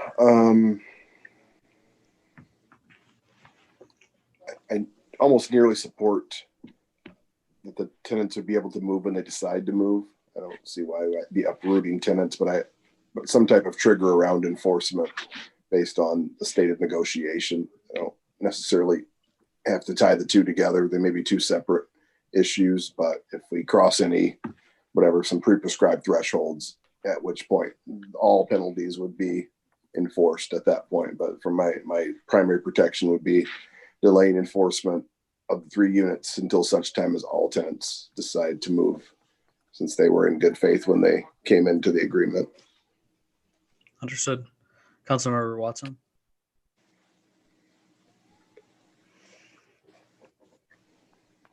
2 is my first pick because when we met the last time, I thought that that was what we talked about and that was what the decision was. And so when we talked the last time, they've talked to these tenants. So what have they told the tenants? Have they, I don't know. And just even before this, when they signed the leases, what did they tell the tenants? And the leases are signed on an annual basis. And so once it expires, it seems like that would be when they would look for another place. I thought we probably had some vacancies in East Lansing where it wouldn't be too hard for these folks to find a place to live where they could move into that place. And the last thing that came to mind when Councilperson Babcock was talking was like on the Housing Commission, we know like when someone's renting their home and we find out about it, we ask them to come correct. But this is different because there's actual people that they moved in, like I understand.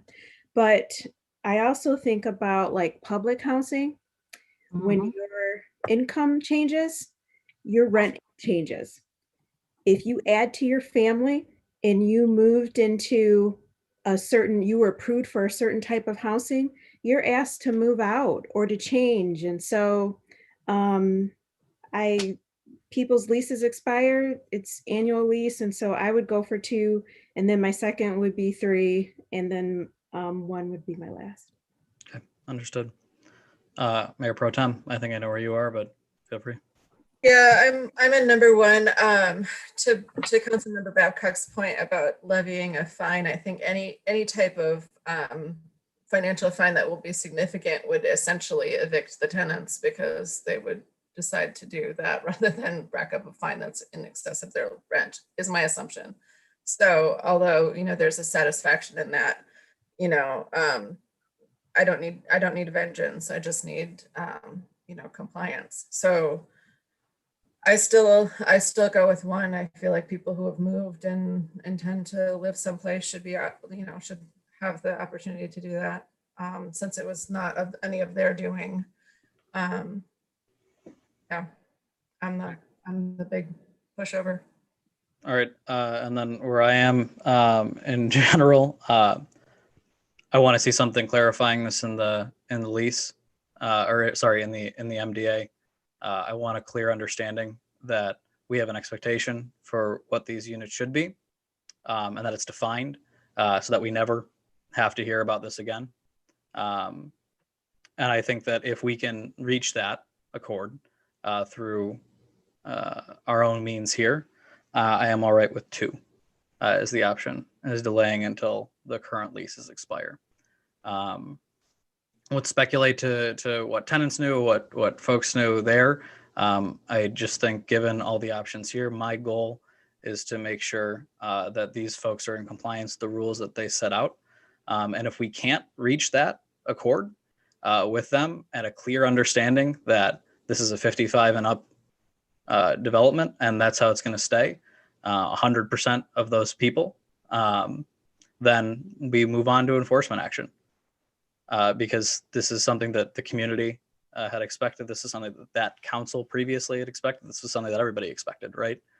And so I don't want to punish those tenants for that. And I don't think that that's appropriate. So I think understanding that we go until the current lease expires, and if we cannot reach a resolution where there's a clear definition that this is a 55 and up unit and that's 100% of the time, then we move forward with some type of enforcement action. That is my view. I think we have, again, a number of different slates here, but go ahead, Councilmember Bacon. I'm not that different. I could be agreeable with number 2, but in lieu of withhold of every enforceable action moving forward, if we're where we have a sense of what we would be enforcing and what that levy would be and how we would do that. But that's looming, and that's actually a part of the negotiation that's out there. So they continue negotiating in good faith to whatever level that is. But I could be amendable to number 2 as well. Other thoughts for folks? I'll just say that I don't know that you need to make a specific choice between one or two, if that is the choice, only because I think we're going to have more information for the council by its next meeting, so that even if you state enforcement for the time being, that could change at your next meeting, depending on the conversations I have with their council. And I just want to give you an idea, not that I'm suggesting that they're correct, because I don't believe they are, because of other issues. But the MDA itself says that until the expiration of the master ground lease, building B3 will be owned by the developer or its assignee or any successor thereto, and the units in building B3 shall be designed to be leased and shall be leased to residential tenants age 55 and older in accordance with the Federal Housing for Older Persons Act. It's that Federal Housing for Older Persons Act that provides for 20% under 55. They have latched onto that to argue that that's what they thought. There are other reasons why that's not true. I won't go into those now, but that's why the argument has been proposed the way it's been proposed. Now, they have since backed off on that and said that they don't intend to lease any more units to anybody less than 55 if one of the tenants is not 55 or older. So that's where we're at right now. Okay. I think you have the majority of folks at this point on this council, at least, all right with delaying enforcement, and that's at a certain range of 1 to 2 and a little bit of 3 spiced in there. So whenever we come back to the council, I think that we'll have a little bit more educated discussion on this. Councilmember Watson. So what day are we talking about? Because, you know, we talked about the whole 60 days thing, and it's far beyond that. And so it's hard to believe that something's going to show up again so soon. So what day are we talking about? And regardless, can we get an update or like have that on the agenda, that it's recognized that we've heard from them or that we haven't? We could plan to bring this back in 2 weeks. Next week's discussion only, so the following week for action at that point, or at least with an update and direction from council. Thanks. Understood. And I would also like a little bit more clarification on what that enforcement action means. I think there were a lot of questions regarding that, and I'd ask our city attorney and maybe staff to work on a real explanation of what that is so we can make an educated decision. Okay. All right. Thank you, everybody. Thanks, Mr. Fehrenbeck. All right. At this point, I'm going to recommend that we take a 10-minute break before we get into our presentations. And we will be back hopefully at 8:43. Thanks, everybody.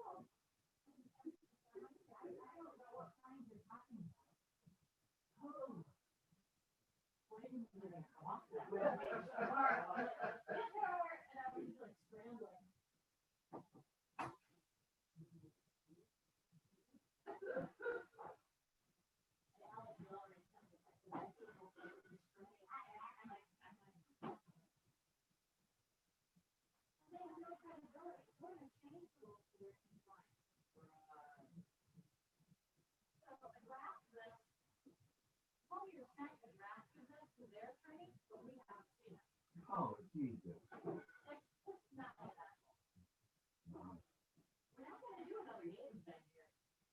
Wow. This is 2 in 2 meetings. You could have taken the hit on the date, but he didn't. Wow. All right, so maybe GLM next big. No, because there's this guy who throws around plates when you're trying to participate in meetings. You think you're a fucking thing.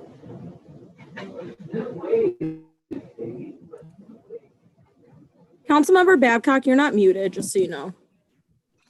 Oh, shit.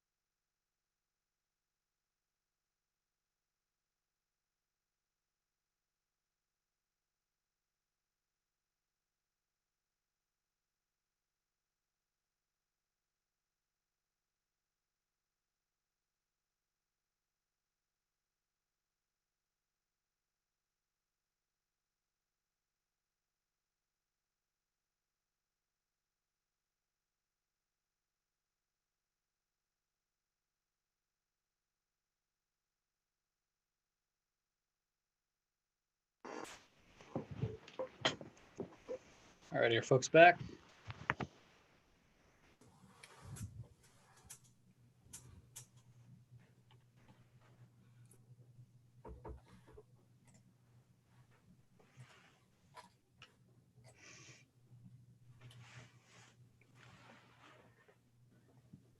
Councilmember Bacon, you with us? Yep. Great. All right. We are on to our next item on the agenda, which is capital improvement plans, intro presentations. I'll hand this over to the city manager. Thank you, Mayor. So this is really our second meeting now on the budget. We talked a couple of weeks ago about priority-based budgeting, had an introduction to all of our departments' operations to give a good overview of where sort of our budget dollars are going. Next week, we present our 5-year forecast, which really gives us a look at the year end for this year, kind of how we're doing this year, but also really starts off the budget process with what the trends will look like for the coming 5 years. We also present our capital improvement plan. The capital improvement plan is really a big spreadsheet. It's got a lot of detail and it provides a lot of information, but it doesn't provide a lot of the background or sort of the images that you need to see to sort of get a handle on where that capital investment is going, because we have a lot of capital investment. It was talked about during the public comments about the WRF, the Water Resource Recovery Facility. We're in the midst of a tremendous reinvestment in that facility that will serve this community for the next 40, 50 years and beyond. So the presentations tonight are to give a really good background for the capital improvement program so that when you get that next week, you'll be able to put it into context. We're going to go through with Public Works starting off, then Parks and Recreation, and finally into parking. You can ask questions during the presentation, of course, or you can wait till the end of each individual unit, and then we can have the director answer those questions at that point, and then we'll jump to the next presentation, if that works for council. Great. All right. All right. Thank you. Scott, you can kick it off with Public Works. Straight All up. right, good evening. I'm going to share my screen here real quick.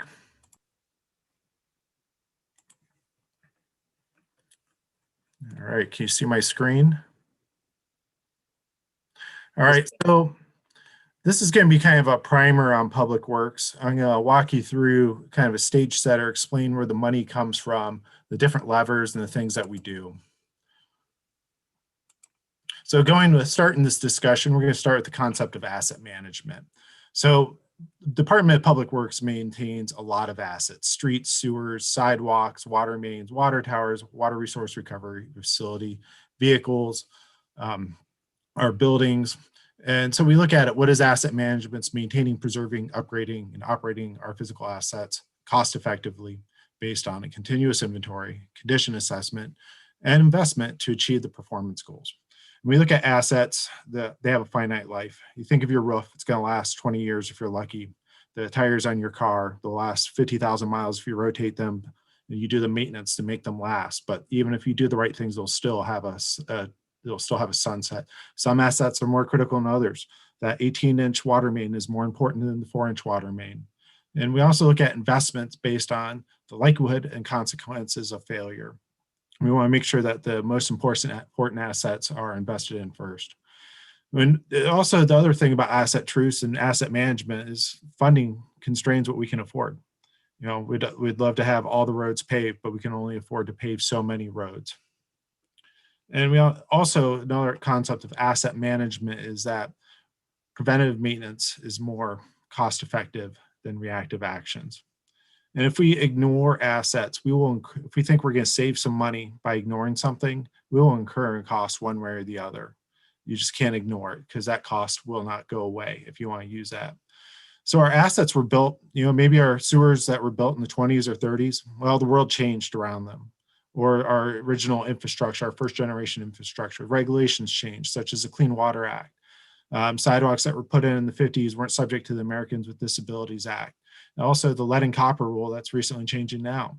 Then we look at the rain patterns have changed as well. Our sewers that were put in the 60s or 70s didn't account for higher intensity rains or that ability to convey as much water. When we look at design standards change in materials, what was once a wonder material could now be a liability, such as lead and asbestos. And then we look at society, life, how we use our assets and what they were designed for changes. So water mains installed in the 20s maybe didn't account for showers or dishwashers. And frankly, one of the bigger challenges we face right now is flushable wipes. the fact that those can clog up sewers. That's an emerging challenge that people might not think about, but that can cause problems. We look at, asset management options. We can wait till it fails, or we can be proactive and plan it. So the outcomes are going to be the same actions. We can repair, refurbish, rehabilitate, replace, or decommission. Decommissions, you park it, you don't use it, but you can't do that for a sewer. You can't do that for a water resource recovery facility. You can't do that for a water tower. The outcomes, though, if we react, we're going to pay more. We might inadvertently release thousands of gallons of sewage to the river. We lose control of that asset, and it might take weeks to repair. And then we lose the options to be thoughtful and repair if we react. If we plan it, we can choose when and where that asset will be repaired. We can develop a continuity of operations. We can communicate to people that will be impacted. We can plan revenues, and we can plan to sustain a desired level of service, to make sure that there's reliable service. And then more importantly, we have the ability to develop that thoughtful repair that's cost effective. And we look at our asset management plan, or asset management, which is the capital improvement plan is an asset management plan in many ways. And there's a lot of things that come into play here. We don't do siloed asset management. We mix a ton of things. Life would be easy if we just dealt with roads, like say a road commissioner or MDOT, but we deal with everything. We have water, sewer, fleet, and nothing's going to be easy. So when we look at the big input for council is going to be the strategic priorities. Where do you want to go? But we look at the age of the utilities, the criticality, performance. We look at break history. We have plans and studies, asset management plans. We look at how things perform. We look at our funding sources. We do evaluations of the streets. We look at what development's coming on. We look at the regulatory concerns that are going to require us to change what we're doing and how we're doing it. We look at other ADA improvements and hazardous sidewalks. And we look at regional coordination. How do we work with our neighbors? And that goes into the budget, and there's give and take. And the goal is to develop a fiscally constrained CIP, which will be coming to you. And again, we're going to be constrained by what we can afford, but it's our job to use funds efficiently to extend service life and provide the best value. And the big input for council is going to be the strategic priorities. What are the levels of service? What do you want to see? When we jump, I'm going to talk about PACER. So this is a payment surface evaluation program that's used to evaluate roads. You're not going to be able to make heads or tails of this map, but it's to show breaking down the condition of roads, red, green, and amber. Red's bad, green is good. We look at this chart up here in the upper right quadrant talks about the conditions of the roads, the service life, and how much it will cost. 10's a new road, 1 has failed. The early phase of a road, we don't have to do a lot of it. We crack seal it. But if we defer that maintenance, we let it fail, it costs $600,000 a lane mile repair. Then we look at our PACER ratings of the streets. Now you're going to note that it's only up to 2018. We could not do the 2020 PACER rating due to COVID, but we've been doing sustained investment. We're seeing slight increases here. We're seeing more roads as good and fewer as poor. And had this been continued forward, you have seen a bigger increase here. But this takes dedicated investment over time. So we look at, explaining road maintenance. In many ways, I'll describe road maintenance as a roof in many ways. You're trying to keep that base, that road structure dry. Here's a decay curve of a road. If I did nothing, just paved it and let it fail, it would fail in approximately 20 years or more. But if I do little things with my, like say the DPW street teams crack seals it, or they do skip paving, there are things that can increase that service life of that road. The goal is to keep it up here as much as possible before it gets down here. And we jump over here, once it gets down to the lower quadrant, that's where the repairs become a lot more costlier. And that's why we have the street team that will fill potholes, that will seal cracks, and they'll do skip paving, do other value added things to make sure that those roads are in good shape and sweep the streets to keep the roads draining. Then we look at Act 51 revenue. So Act 51, we look at what happened here when the economy tanked. Act 51 dipped, but cost of things kept on going up. So we lost all this revenue over time. And then 2017, there were changes to increase it. But what we're missing here is we missed all this money. There was tremendous underinvestment. Roads across the state were falling apart, and they still are in many ways. There is a deficit of road maintenance. Luckily, the income tax came around. That helped us to invest in our local streets. And looking at the funding that we have the Act 51, which allocates money based on local and major streets. We get a lot more money for major streets, less for local streets. You see those increases, that's helping, but there's still a gap. We also have federal funding. Federal funding will cover up to 70–80% of a cost, and we will make up that difference, and that will pay for major streets, bridges, and transportation alternative programs for bike lanes and paths. And there's locally funded sources such as general fund, income tax. We've also issued bonds in the past. So jumping next to our underground infrastructure. So the streets we can all see a poor street. It has cracks, there's potholes. We're all subject matter experts on that. The buried infrastructure is tougher. So this is time phased when, this is a map of roughly when city areas were developed. Here's a table of this underground infrastructure.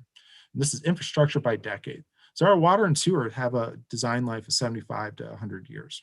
And our concern here is the underground material infrastructure built between the 20s and 40s, because we have to start replacing that or extend that service life. So that's our challenge right now that we are facing. When we look at condition assessments for sewers, we can be proactive, we can televise them, we can inspect them, we can clean them. Again, that's the preventative maintenance, that sustained maintenance by our sewer crew, televising, cleaning, responding to things, making sure things are working right, responding to complaints, or it could be reactive and wait till it fails. Then water's tougher to gauge what's going on, because it's going to be, you can forecast life cycle, you could pressure and flow test, you can turn valves, you could do samples of bedding, but more often than not, it's reactive and requires data to paint that picture over time. And we look at here this is older data, but it's good to show the distribution of water main breaks over a 10-year period. And, on average, we're seeing a decrease in water main breaks because we've been replacing some of this worst water main, such as along here. And a lot of this asset management that we've been looking at for paving or for replacing, we've been going after these worst sections to prevent reactive maintenance. Because every time we have to send someone out in the middle of the night in 10-degree weather, it costs money. And we're not spending, and it's wasting resources and time. It's essential that we have people, our team, that's ready to respond, but it's not that we're reacting versus investing in the forward future. The more troubling one are sewer failures. You have a large diameter sewer and that fails. That cost can range up to $250,000 because you have to bypass pump that and all kinds of things, and it's not easy or quick. And why do things fail? Age, pressure, soil bedding, material, water. It's going to be the cast iron. And worst thing is, it's not the 1920s cast iron that's failing, it's the 1950s, the war periods, and dry and cold weather changes. Sewers, it can be age, it could be material, corrosive gases, joint failures, and utility conflicts. The utility conflicts, oftentimes we'll see gas lines bored through it and fiber optics as well. These are all the challenges that we face. So sewer defects, it's easier to visualize this, and we remember this when a pothole truck fell into this pothole. That was a $175,000 repair. So jump into the water resource recovery facility. WRF is a regional asset. You look at how many gallons of water treated, how much electricity it used. It started in 1927. It was a partnership. Well, initially the wastewater went to the river. Then we worked with MSU to build a joint plant. It expanded in its current location in Trowbridge. And then we get in 1965 with the South Plant being constructed. That's where the capital sharing agreements were established, where East Lansing would own the plant, but MSU owns the property, but we would be responsible for 26.67% of the cost. Meridian Township, 33.33%, and Michigan State University, 40%. So going back to the question, if there's a cost overrun for a project or whatnot, we have a 50-year contract, and every time we do a big project with WRF improvements, we establish a new contract for MSU and Meridian to pay their pro rata share based on this formula. So if the cost goes up, they're obligated to pay that. But also, we keep them involved with all the construction meetings that they're all invited. We have quarterly meetings. We talk about costs so that they're aware of what's going on. In 1994, the plant was expanded. Oh, go ahead.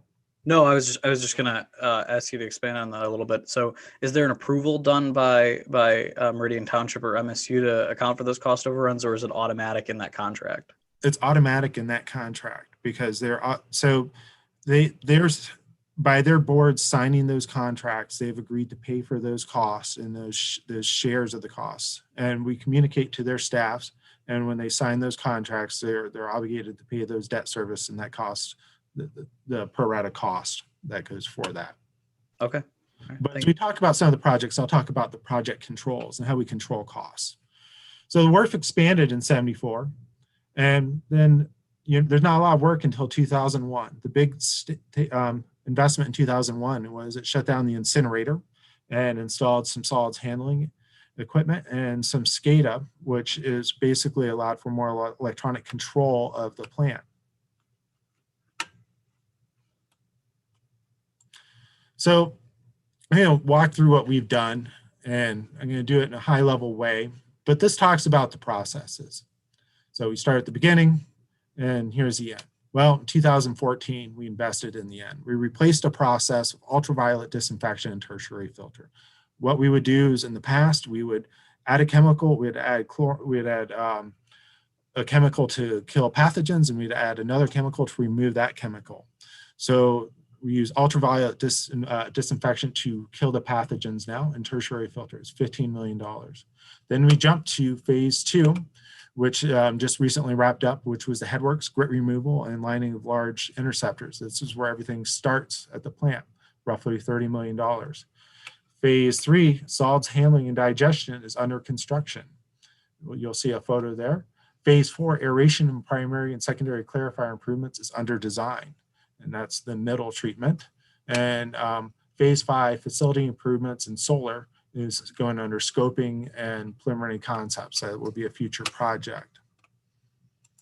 So when we look at the headworks and grit removal, so this is everything's pumped in. So it has efficient pumps. It removes grit. When you're like, what's the big deal about removing grit and sand? Well, grit and sand will wear out pumps, piping and whatnot, and will sink to the bottom of tanks. So that's why we have to do that. And actually here, this is the grit removal. And we have high efficiency pumps. We have a green roof here, energy efficient pumps of variable frequency drives.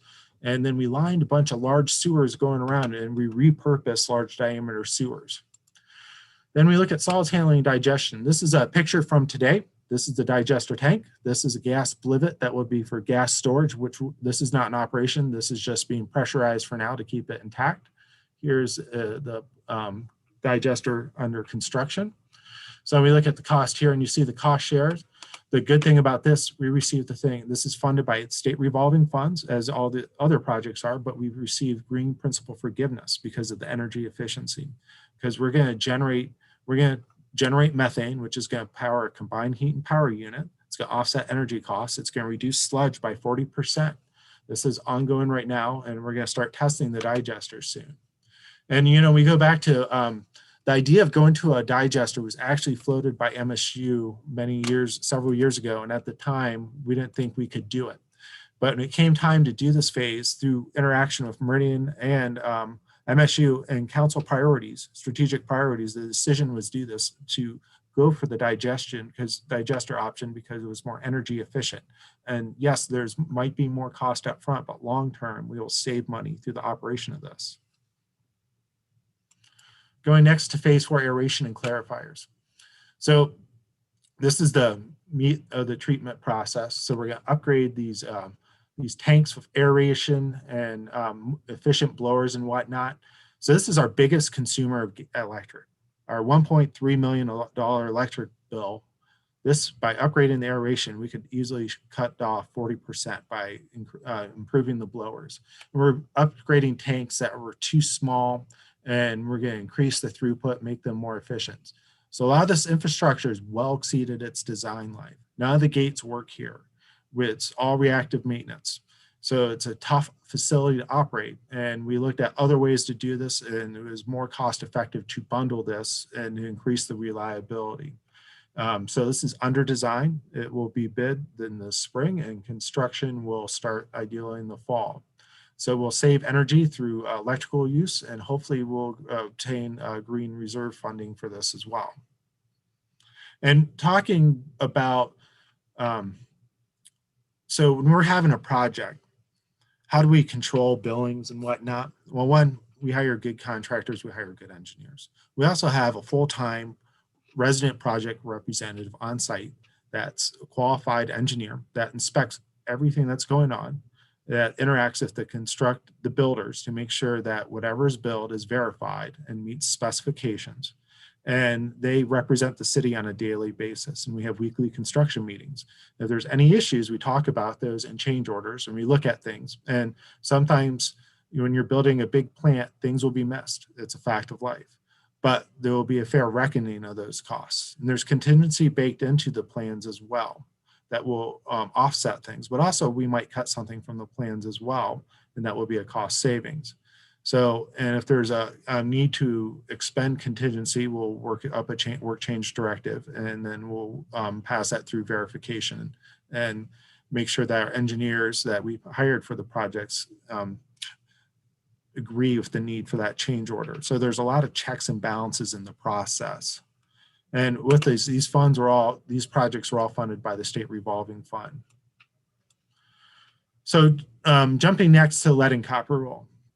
So I know we're throwing this in here because I know not all the council members might be aware of this. So lead and copper rule changed in 2018, put more onus on the city.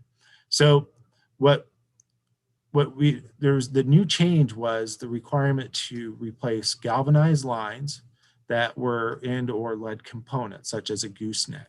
The theory was if there was a galvanized line that at one point it was downstream of a lead gooseneck. So we've been working with residents, trying to get their input, trying to figure out who has what. But when we look at this, up until 2018, this would be the city side, this would be the private property owner. Now, if there's galvanized here, the city replaces it from here to here. So that's a change. And that's one of the changing regulatory requirements. Then we look at what we've been doing. You can see what we've inventoried. We had the Hydrovac contract go out, and they've identified this. We've actually requested a grant from Eagle to pay for more of this, because by 2025, we need a final inventory of what we think is where, so we can develop a plan to replace these galvanized service components or any lead lines that we might have in the system. Also complicating this is there's been a federal change to the lead and copper rule, and that was just that was released at the end of January, and we're still trying to figure out what does that mean for us in the state of Michigan and how do we move forward. So the other one that we've been doing is working on our sewer collection system, different from the water resource recovery facility. So this might seem in the rearview mirror literally, but we did massive sewer improvements on Michigan Avenue. Why? Because this is kind of the foundational sewer. And in this project, we removed stormwater. We constructed a new sewer to convey flow across the river, and we improved a siphon here. And you look at what's the importance here, we're trying to improve performance, improve capacity.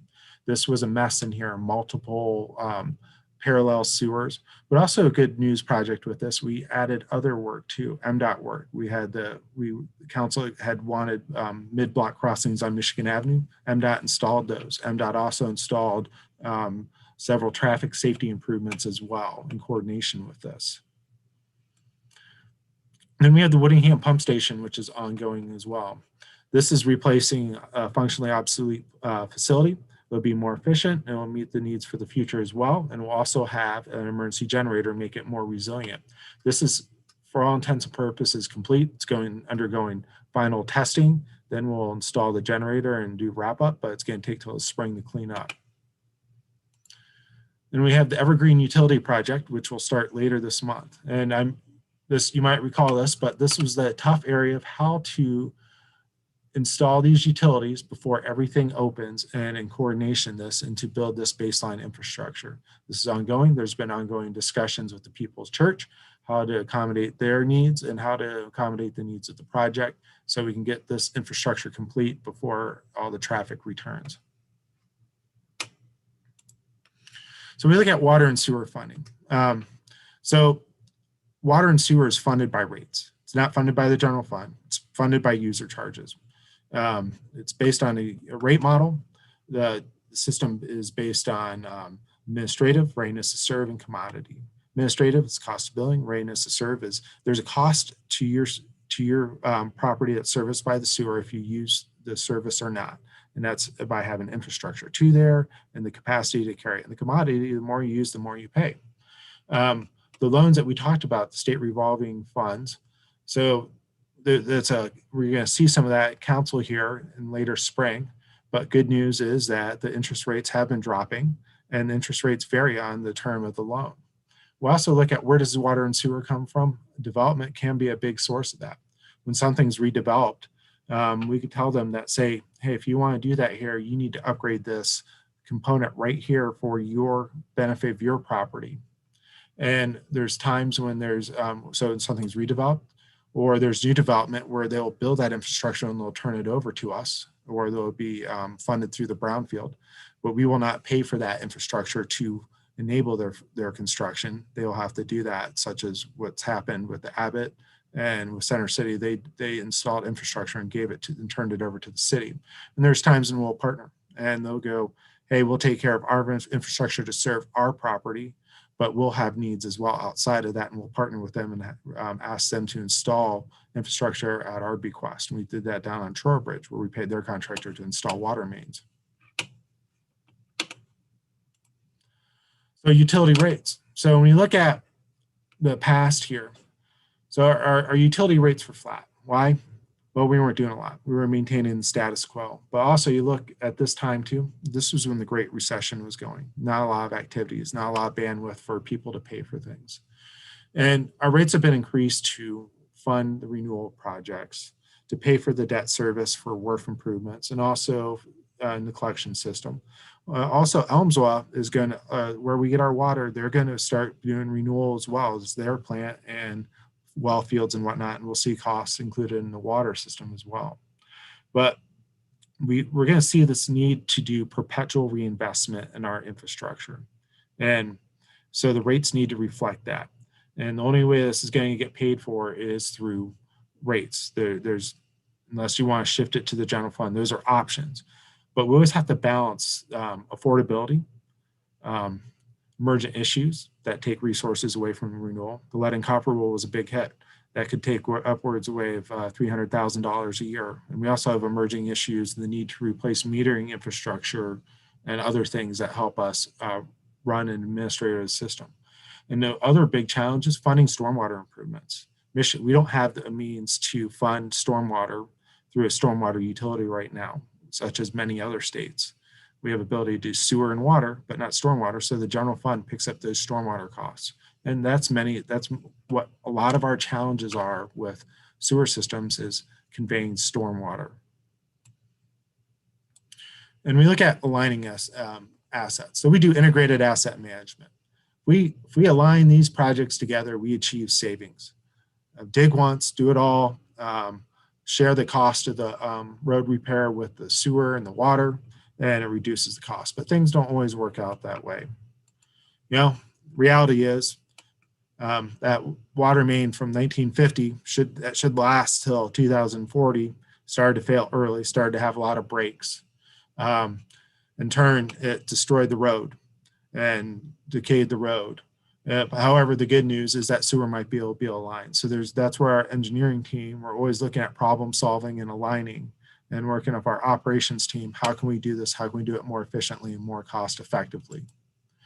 So jumping forward to the impacts of COVID. So COVID-19 impacts to what we've been doing. Here's a trail project that's been delayed. It was a partnership of Lansing. East Glencairn Phase 1, Water Street and Sewer has been delayed. That will be bid for this summer. Collingwood Phase 1 was delayed, and Kedzie and Sunrise, which is shown over here, was delayed as well. These will be carried forward into 21. You'll see this in CIP. Jumping to CIP for 21. The big delays, we had some regulators we were going to do in these help flow, improve the flow of sewage and make it perform better. We had a portion of Harrison where we did not receive funding. We had Hazard Sidewalk. We had Stoddard, Melrose, and Hingham Berkshire, things that were getting delayed and pushed out. But we are intending to do Collingwood and Division and do many other things with the other projects carried forward. So this is a trickle down effect, the COVID impacts, because we can't do it all in 1 year. And we're uncertain how things will move out from here as well. And then we look at 22, our proposed projects. Before we had East Glencairn phase 2, but in reality, that's going to have to be delayed to 23 because we're going to be doing phase 1 this coming summer.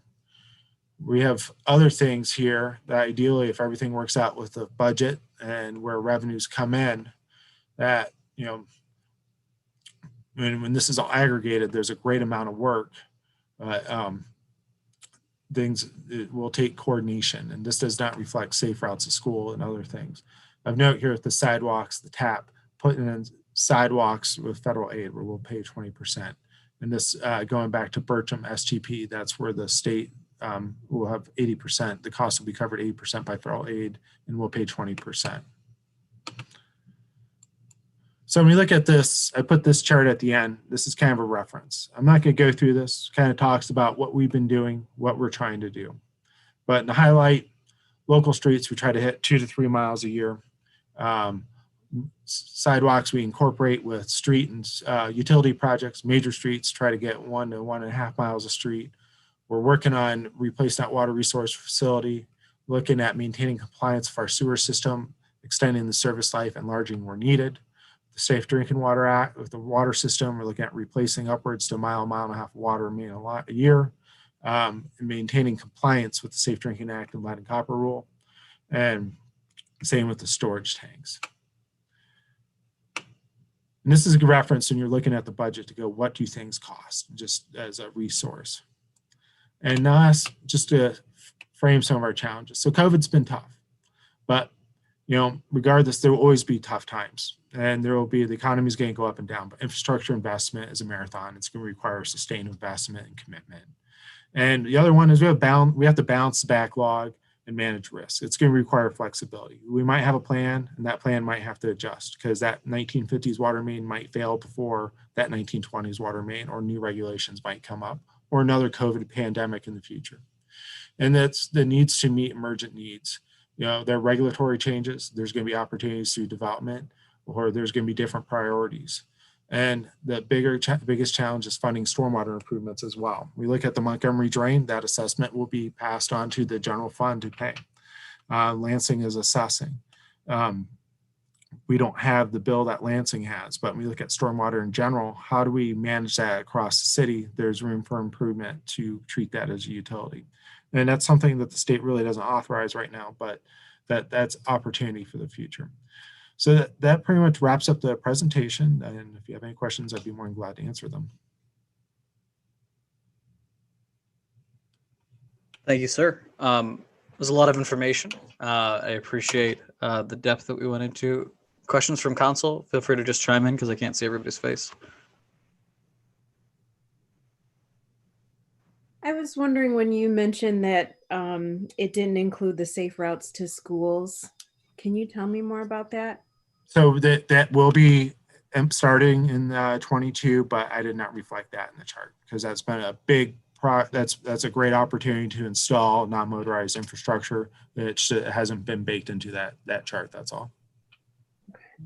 Does Williamston know how much more they pay than Meridian Township?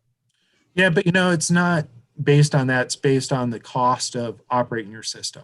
You know, Meridian has newer infrastructure, so they're not looking at replacement or renewal. You know, the older your assets, the more liability you're going to have. And, you know, had we been investing all along, we might have been able to equalize that. But that's tough to swallow. Like, if we had a water and sewer fund with $50 million in the bank, people might go, why do you have that? But, you know, in retrospect, that'd be really nice right now. And we look at Lansing as well. You know, Lansing has a lot of similar concerns that we have, older systems. And you like mid-Michigan rates aren't bad. You look at Southeast Michigan, those are some tough rates. And that's where the affordability discussion really is a tough one. Yeah.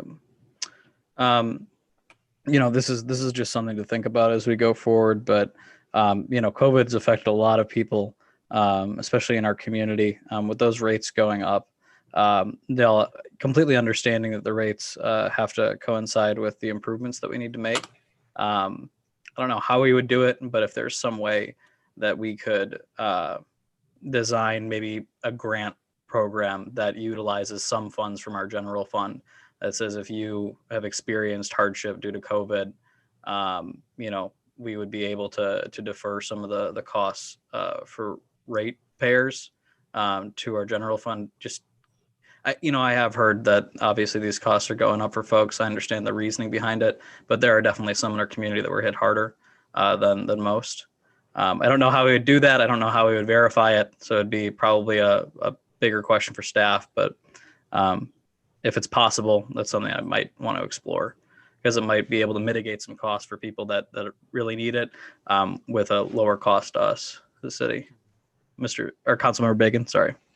Yeah, Scott, what's the magnitude of the need for like you mentioned something around meters and things on that? What's the nature of that project?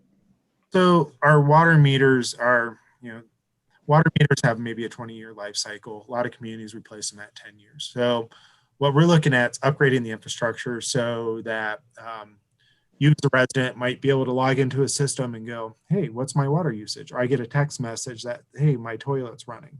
Because as utilities become more expensive, if you could be made aware of those issues, that would be something to help you conserve costs versus the quarterly reads where you get this gargantuan bill and, looking at things like that. And also there's opportunities to decrease the time it takes to read. It might increase our ability to communicate to people, to share information, because if they get a text message about their water meter, maybe they'll get a text message about a water main break and that you should flush your line, and how to communicate holistically. One of our biggest challenges, frankly, right now is water, because there's a lot of interest, and frankly, there should be interest in that. And how do we do it the right way? And just building that infrastructure and staff to manage that as well, given the resources to be successful. Thank you. Other questions for Scott? Have we seen a decrease since the businesses are closed with the utility rates for water?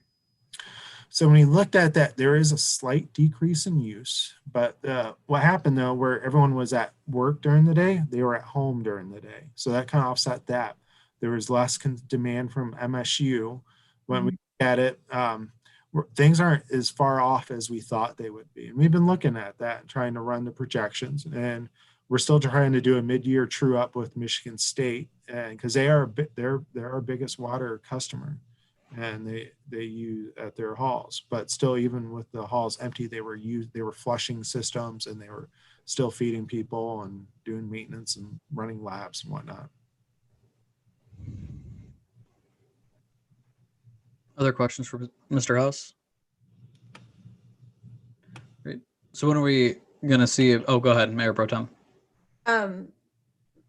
Director House, the Act 51, am I remembering that correctly? Can you just give the bones of what that is and where that funding comes from?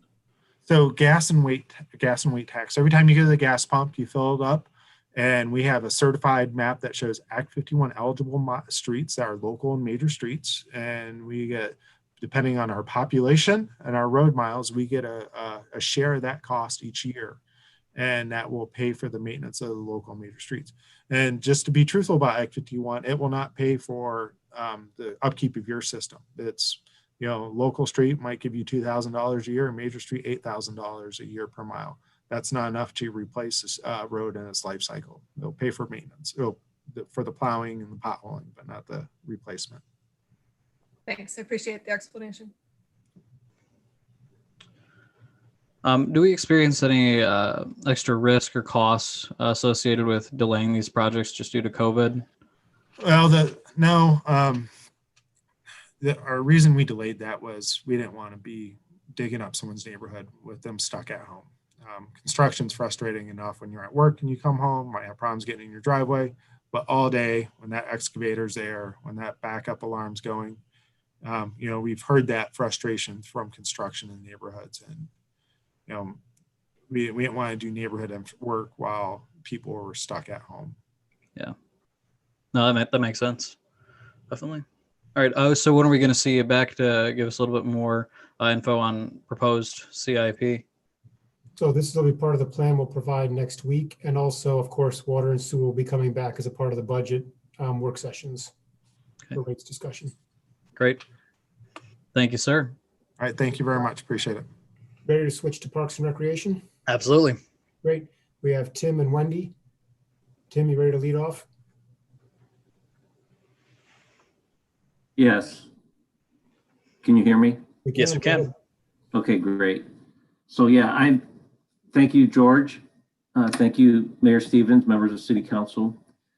What we have tonight is a overview of the Parks and Recreation capital projects as proposed at this point in time.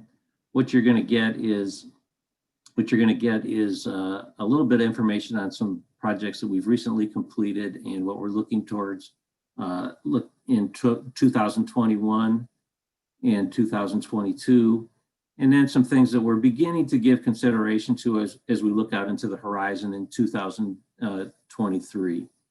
So just a short-term sort of opportunity to get this overview. We will be providing more detail. I believe that the Parks and Recreation work session is in the first or second week in May. I don't remember what the schedule is, but we'll obviously be providing more information at that point in time. But I've asked Wendy Longpre, our Assistant Director of Parks and Recreation, to sort of take the lead with respect to this presentation this evening on our CIP. So I will just turn it over to Wendy at this point in time. I'll stay available to answer any questions, of course, but I'll turn it over to Wendy at this point in time, if that's all right. Okay, thank you, Tim. Can everybody hear me okay? Yes, we can. All right, I am going to share my screen and get my slideshow started here.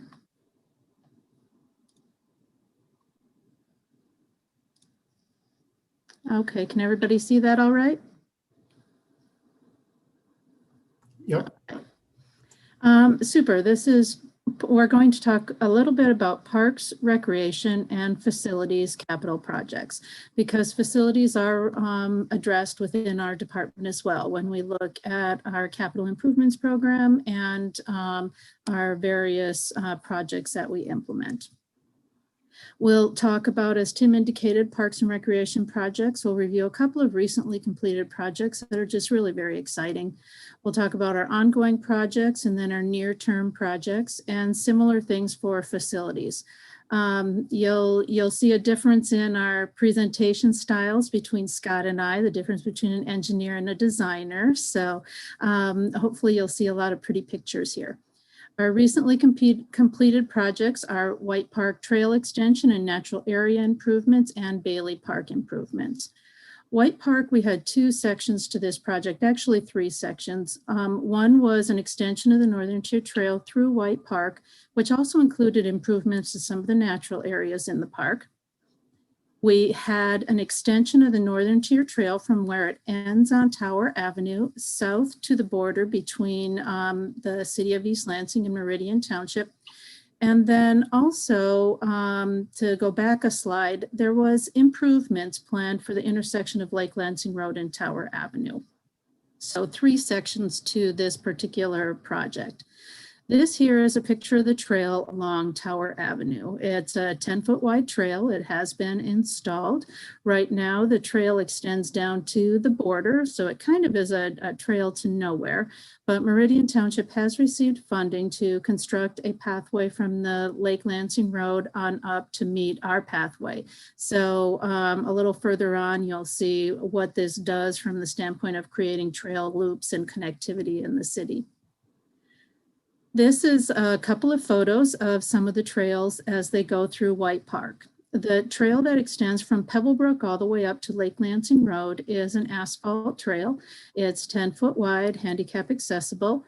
Then the trail, as it goes through the natural areas, what we call a turnpike trail. It's basically a crusher fine trail that's edged in wood, and it's a much more natural looking a trail, very attractive now that a lot of the vegetation has grown up around it. This was taken shortly after construction. We also have installed a small boardwalk section with an overlook to give you access to a real unique natural feature in the park, a vernal pool. We have plans for a bench to be installed here as well as an interpretive sign. And this interpretive sign was actually designed by a young woman who here in East Lansing.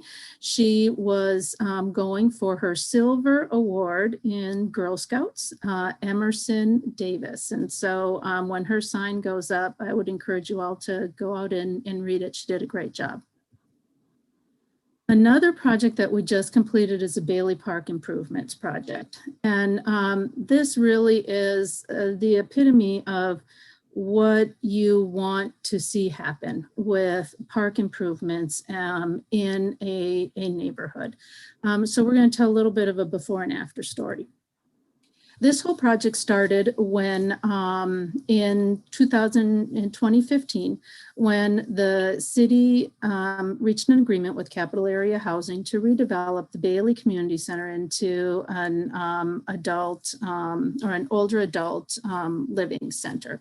One of the things that happened during this expansion was this little play structure here needed to be removed. It's a small play structure for 2 to 5-year-old children.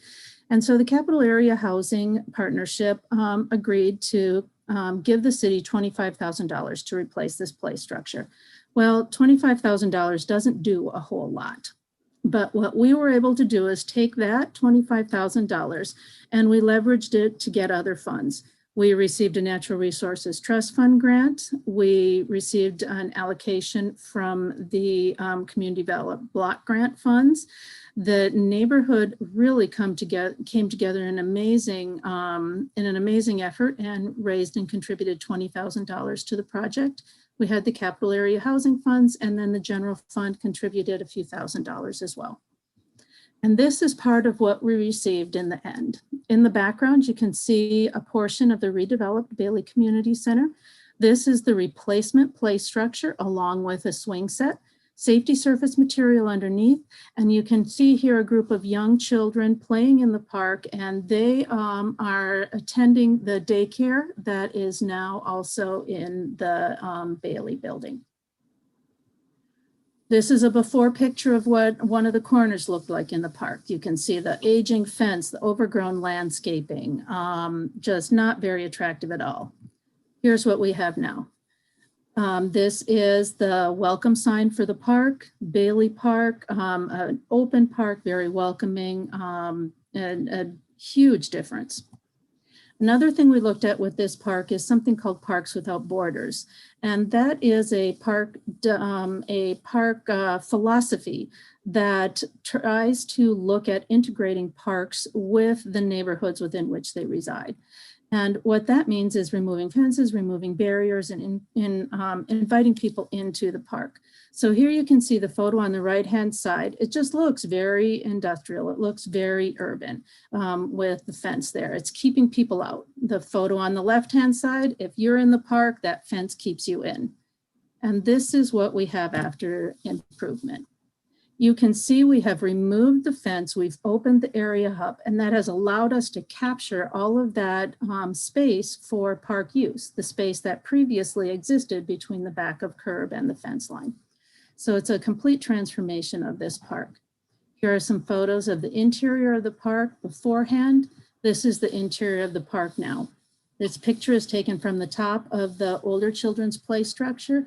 You can see there's a gentleman here sitting on the bench. He was walking the loop pathway with his walker while I was out there that day. This is the older play structure. The play structure for the older children. We were not able to replace this within the project costs, but we were able to do resurfacing and add some accessible pathways, a bench, and it just made a huge difference in this particular park. And then we also installed some native gardens with interpretive signs so people can understand how you can plant pollinator-friendly gardens as well as native plant material in a more suburban setting. Now we're going to move into ongoing park and recreation projects. These are projects that we're actually looking at implementing over the course of this summer, and we really have a full plate this year. We're looking at installing 2 pedestrian connections to the Northern Tier Trail. Those will be a bridge on Riveria Drive and one on Colorado Drive to connect the Tamarisk neighborhood and the Bessemer neighborhood to the Northern Tier Trail.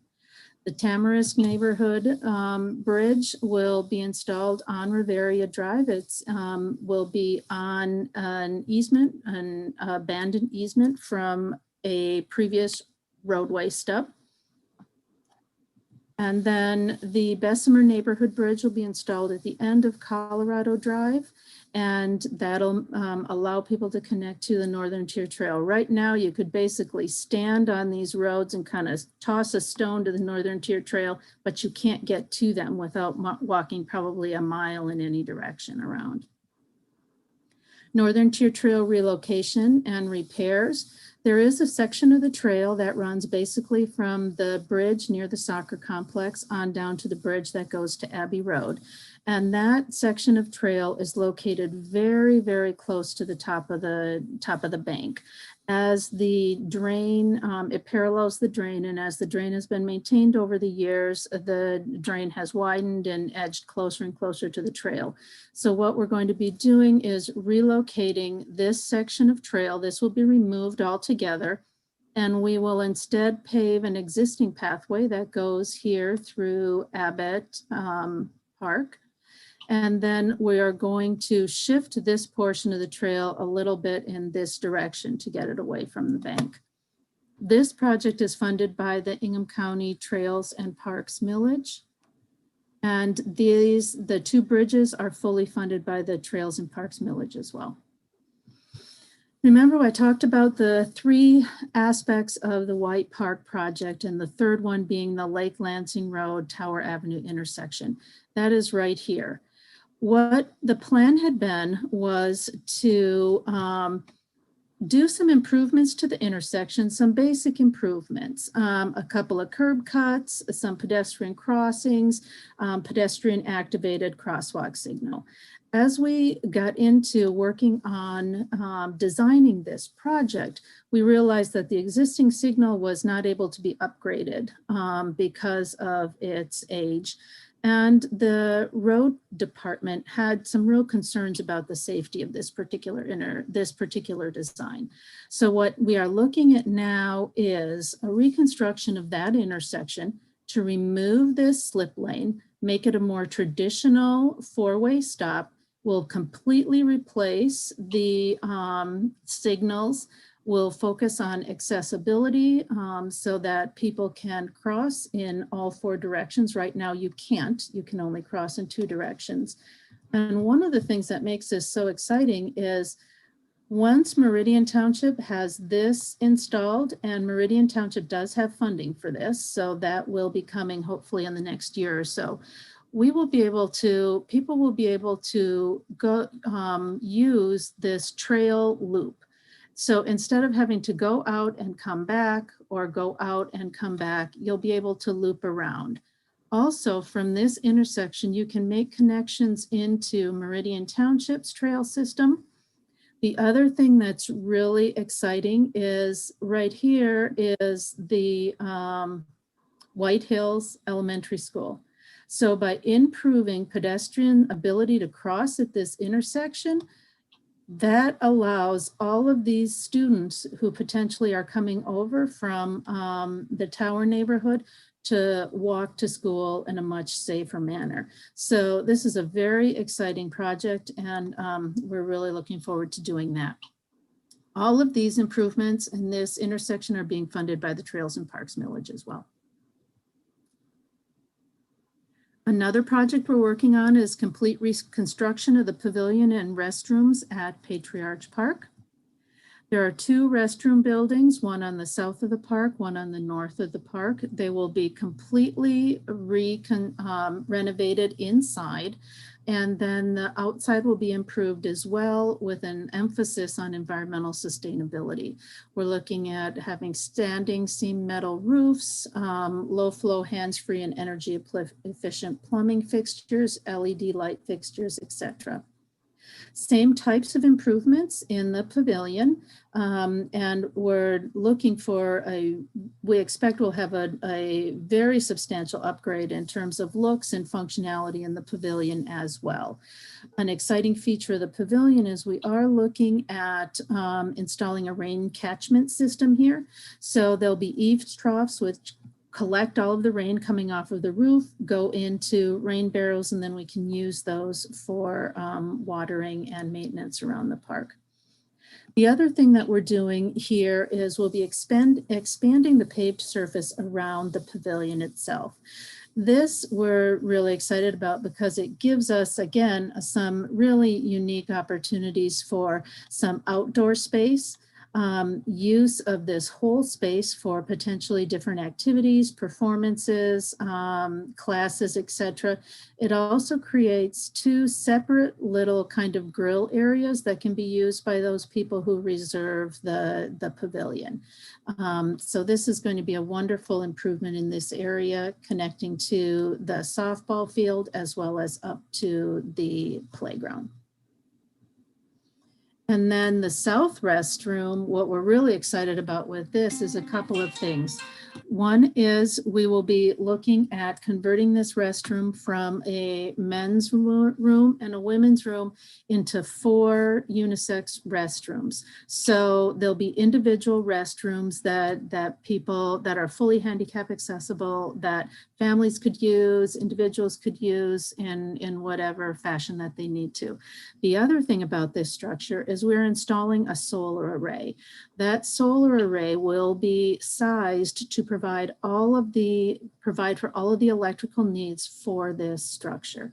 And this is the first time we've done this sort of thing in one of our parks, and so we're really pleased to be bringing that.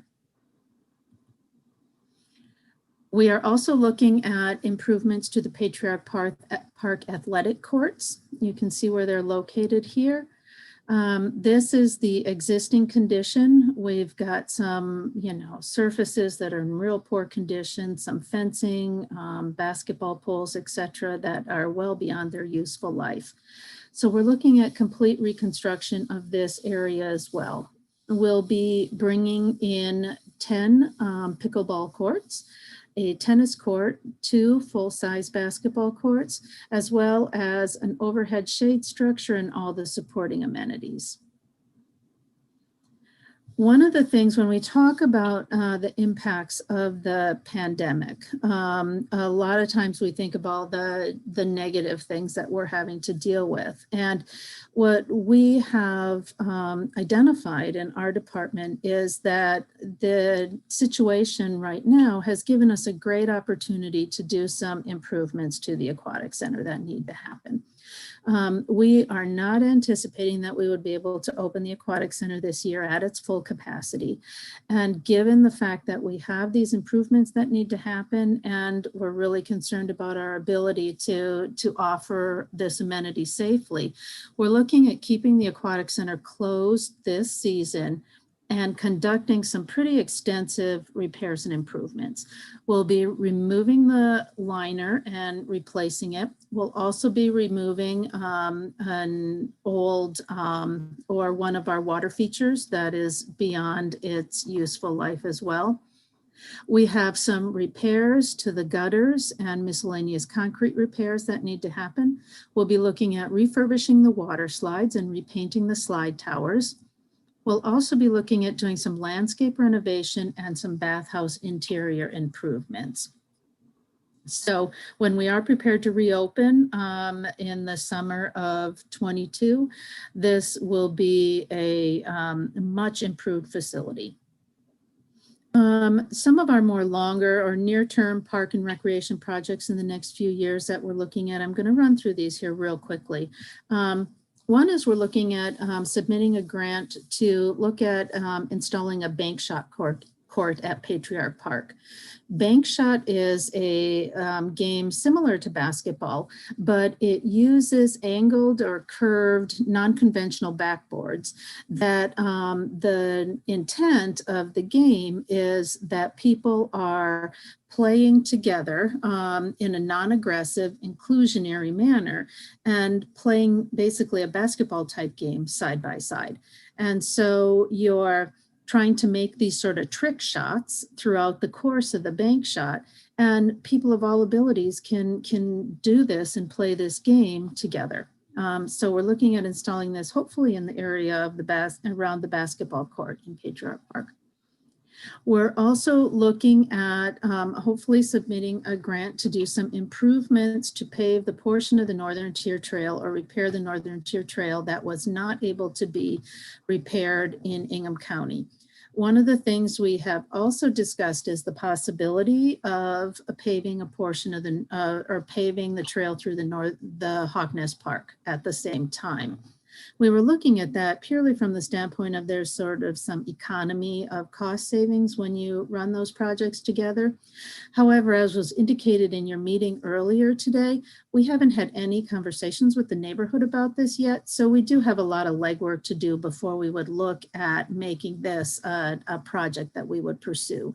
We are definitely interested in getting that section of the Northern Tier Trail repaired, but the exact scope of that is something that we'll be working on over the next year and a half or so. We are hoping to do some improvements to the soccer complex and softball complex parking lot. And then another project that we're looking at pursuing over the next few years is the potential for an extension of the Northern Tier Trail from the soccer complex to Coolidge Road. I have just a few facilities projects to run through, but and I can do that real quickly. Did anybody have any questions about the park projects before I move on? Can you go back one slide, Wendy? The soccer complex, Northern Tier. I'm just trying to see where that is. Yeah. There you go. Yep. I'm just yep. This is Coleman Road, and you come into the soccer complex. And this is the parking lot. So we'd be running on the south side of the parking lot and then come up. There is a conservation easement across this property as well as across this property. And we have a pathway easement across the Trilogy site. The exact location of this is something that is, this is the very preliminary stages when we talk about routes or potential improvement, but this would really be a wonderful connection. Again, looking at creating some of those loops that we talk about, people being able to, you know, make connections in a circular fashion and go in a lot of different directions. Thanks. Mm-hmm. Okay. Any other council members want to chime in before we move on to facilities? I have a few questions. Yep, please go ahead. The rain barrel sounded really cool. Do we have rain barrels anywhere else in the city? Not to my knowledge, not in this fashion. I thought that sounded really cool. You also mentioned reserving grills at Patriarch Park. Were you saying that when it changes, people will have to reserve grills, or is it certain grills? What I was referring to is there are currently a lot of different grills available in Patriarch Park. They can be used without reservation if they're available. However, if you do want to guarantee that a particular grill in a particular location is available for you to use at a set time, then you would want to reserve those. And so what we're looking at doing around the pavilion is creating a couple of spaces that are fairly, I don't want to say private, but kind of separated so that you could reserve those spaces for private activity. It just gives a little bit more of a Again, if you think about having your own personal space, especially in times now with COVID, and you want to say, I only want my family in this particular area, it gives us a little better ability to have defined spaces for people to use. Okay, and we'll be learning about that more later. You have already, at one of your last meetings, you awarded a contract to have that work done. Okay. So if you'd like some additional detail, I'd be happy to provide you more. Yeah, cool. Maybe I'll just send some messages or something. So I know families that just kind of plan a birthday party and go ahead and go to the grills without reservation. And so just kind of that concern of making sure stuff is evened out and stuff for the folks that reserve and the folks that don't. Right, that ability to have informal use as well as a little bit more formal, structured use. Yes, I think that is a very good point. And my last two questions, do we have any beach volleyball courts? We have so many sports. There is a sand volleyball court in Patriarch Park. I am not sure the condition of it. It was used and usable through last year. I know that. I just haven't looked at it this year. That's the only one that I know for sure that we have. Okay. And then if Hawknest didn't want us to do the paving, would that save us money? Or was it our understanding at some point that Hawknest would want that area paved? The original plans for that park had the pathway as being asphalt, and we removed the asphalt paving at the time as a cost-saving measure. Now, if the community did not want it paved, we wouldn't move forward with a project that the community wasn't interested in. There are some benefits, like I said, to paving it at the same time. Yeah. There are also some benefits from a maintenance standpoint. We can have some challenges keeping up on the maintenance of the gravel pathways there at Hawknest. Mm-hmm. But that it would not be, at this point in time, it is not a neighborhood driven improvement. And so we would look to the neighborhood for their feedback before moving forward. Thank you. Wendy, does the paving improve accessibility for people with various levels of ability, or are the gravel pathways also accessible depending on their condition? The gravel pathways are considered accessible depending on their condition, but if you've ever tried to push a stroller down a gravel pathway versus an asphalt pathway, the asphalt pathway is more accessible, because one of the things you look at with accessibility is you have accessible just from the letter of the law, but then you also have to look at ease of use. So for instance, a playground with a shredded mulch surface is considered accessible, but it's not really easy to use for someone who uses a mobility device. So if you are looking at covering the broadest range of people, you want to have a wide range of surfaces for people to travel across. So it is considered accessible currently. It would be more accessible if it were asphalt. Thank you.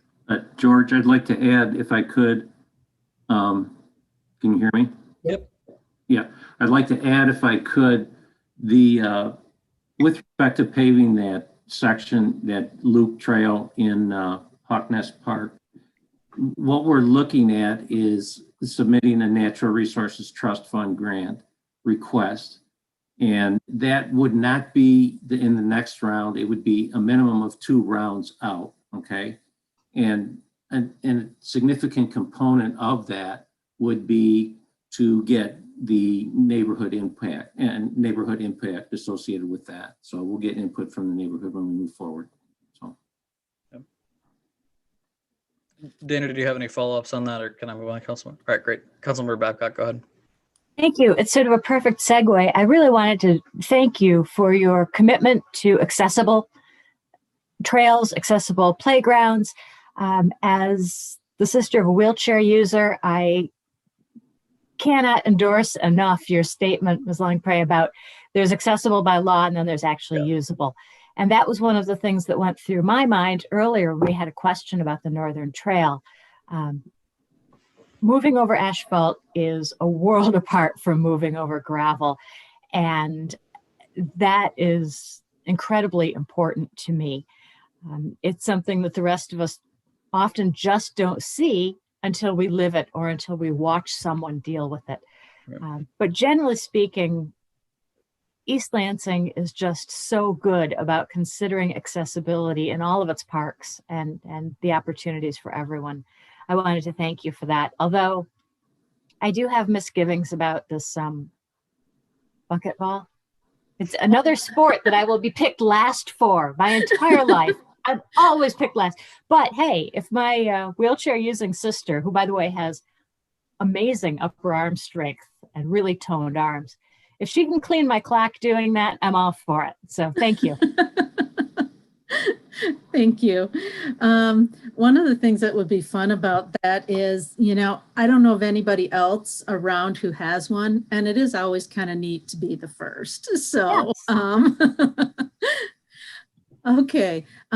Well, let me move on with facilities projects. Just brief question, if it's all right. So I really liked hearing about all these projects. I always really love hearing a little bit more in depth on funding sources for the projects. Obviously, our Parks Department has done a great job of utilizing a lot of grants.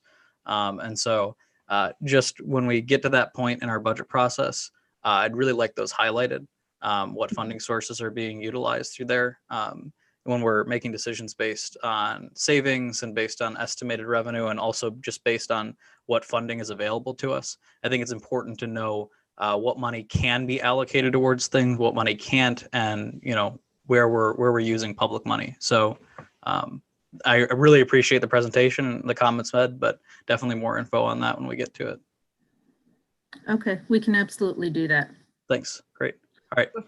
Before we move on to facilities, I just wanted to say one more thing about parks. Yep. I have already been using the White Park extension as a trail loop. I drag everyone that agrees to go on a walk with me out to see the new trail. I feel very proprietary about it because it dates back from my time at the Parks Commission. So I think about it as my trail. But I I know that you guys are aware, but I just wanted to comment on the huge number of people I have observed using our trails and parks during the shutdown. It was really one of the only remaining public spaces that was safe and accessible. And I've seen just a huge uptick in traffic, sometimes to the point where it's a little uncomfortable because it's a little bit difficult to distance, but it's been so lovely for me to see people getting out and enjoying, especially the new trails. So anyway, that was just a kudos, and that I'm excited that you guys keep finding new little ways to connect and loop and increase accessibility all over our community. So on to facilities, not as fun as parks to me. Fun to other people, but not to me. Well, I don't have nearly as many pretty pictures here because while our facilities technician coordinator, swoons over pictures of new HVAC, equipment, most people do not. So I'm just going to kind of zip through these real quickly. Facilities projects that are underway. We will be looking at replacing roof area A on the library, as well as doing, the library is going to undertake some pretty extensive HVAC improvements over the next couple of years. So you'll be seeing some things going on the roof and exterior in the library. We recently completed a facility condition assessment for the fire station.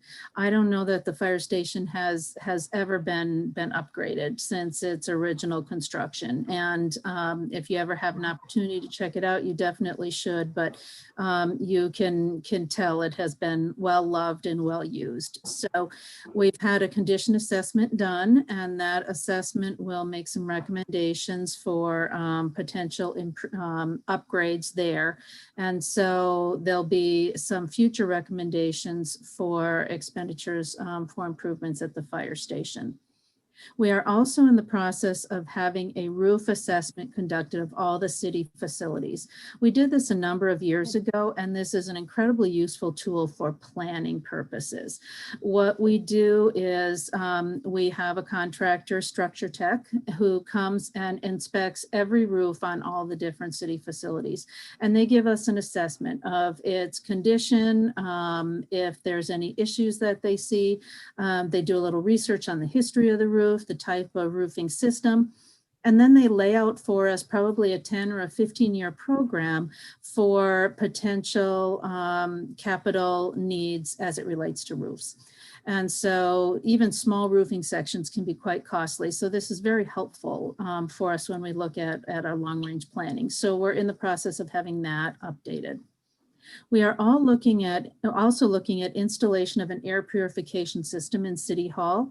We're using something called bipolar ionization, and that system ionizes the particles in the air, which causes them to join together and drop out of the air.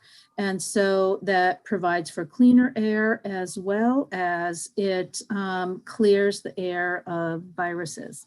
And so we're looking at having this system installed, hopefully prior to when we reopen City Hall, so that we're providing the safest system for our staff when they come back. And this is a system that we'll be trying it out, but it really sounds like it's something that we could use throughout our facilities. Not hugely expensive when you look at the overall costs of HVAC improvements, and it's something that can fairly easily be retrofit with existing systems. We do have a couple of small roof areas at Hannah that need some repairs that we'll be working on. And then this year, we're going to be looking at getting some engineering done for some of the building repairs that we're looking at for the next couple of years. We are going to need to replace the jail HVAC and exhaust system at City Hall, as well as replace or install a fire alarm system at City Hall, and then replace the City Hall and the Hannah Community Center energy management systems. And so we're looking at doing the engineering of those this year, which will give us accurate estimate of costs, and then we can budget for those in future years. And that kind of leads into then what we're looking at doing in the near term from facilities. You can see the building repairs, which we are looking at doing the engineering for this year. We spoke about the fire station, hopefully some sort of phase 1 renovation and improvements. And then the other thing that we'll be looking to request funds to do some investment in is the south facade of the Hannah Community Center. There's a really unique thing happening basically around the swim pool on the facade. The swim pool is pressurized, or there's a good deal more pressure in there that helps to keep the air warmer and whatnot. And that pressure actually is forcing air or forcing moisture out through the walls, and it is delaminating the brick on the exterior of the building. And so we are looking at installing some louvers and doing some various repairs to that facade to alleviate that and to allow the air and moisture to flow more freely and escape. So those are what we're looking at this year and are in the next couple of years. And then I think that is the end. It is. Any additional questions? Any member of council, any additional questions? Great. I just say the same thing that I said around parks. Just understanding of cost breakout funding sources would be really helpful in the future. So I appreciate that. All right. Thank you. Thank you very much, Wendy. Thanks, Tim. Sure. George? Next, we have Tom Fehrenbach with parking, and hopefully to wrap it up. All righty. Mr. Fehrenbach, welcome back. Great. Thank you very much. We have not been accused of being fun, and it's a tough act to follow. Wendy, can you see my presentation here? Yes, we can. Okay. So the downtown parking system, here's a map in terms of the inventory of what we're responsible for. 6 garages, 6 surface lots, and some on-street parking, totaling approximately 3,200 spaces. Most of the capital improvement investment, as we'll see, is really related to the garages. In the division, our facilities goals are really safety, accessibility, and the responsible performance and maintenance standards to much as I think Wendy and Scott have described for you, make investments in the long term of the system. So in terms of safety, you know, that breaks down to things such as the lighting systems, fire suppression, emergency backup power, the condition of the pavements, and dealing with the effects of weather, both things like, you know, paving or snow removal, but also sort of our biggest enemy in the parking system, water itself, and what it can do to a facility if we don't take the proper precautions. Accessibility, our big expense there is really in terms of the elevators, the functionality, the maintenance, and then ultimately the replacement when they're past their useful life. And then really in terms of the performance and maintenance, you know, the cleanliness and aesthetics is important to maintain an environment that people want to use parking in the system. The equipment and how that operates and is maintained, and ultimately the building systems themselves and the structural integrity of our garages. So in terms of capital improvements, you know, really the facilities, the lion's share of what we're planning for has to do with concrete, waterproofing, and deck coating to really maintain a level of quality that is going to maintain the life of the structure. And also as we, you know, make investments now, we can prevent much more costly and emergency repairs, similar to how Mr. House explained it in a much better way than I ever could.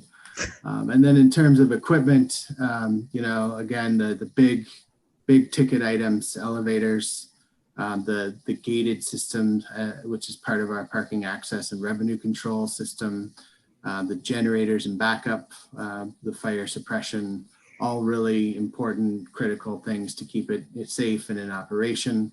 And generally similar to the facilities, you know, maintenance is less costly than the emergency repairs, and certainly will add to the longevity of our structures. Some of the things that we deal with on a very regular basis that ultimately require these types of investments that we see, cracking, spalling, and water intrusion. These are the types of things controlled. This is an expansion joint. You can see the nosing here having some issues. These are the types of things that left to their own devices, they're going to get worse, and they're going to get much more expensive as the water does what it will do. And so these things are best dealt with, you know, on the front end early on before they become really expensive issues for us. So in terms of our CIP investments looking forward, you know, we're looking, of course, at just the critical repairs that need to occur to save us from much bigger problems in the future.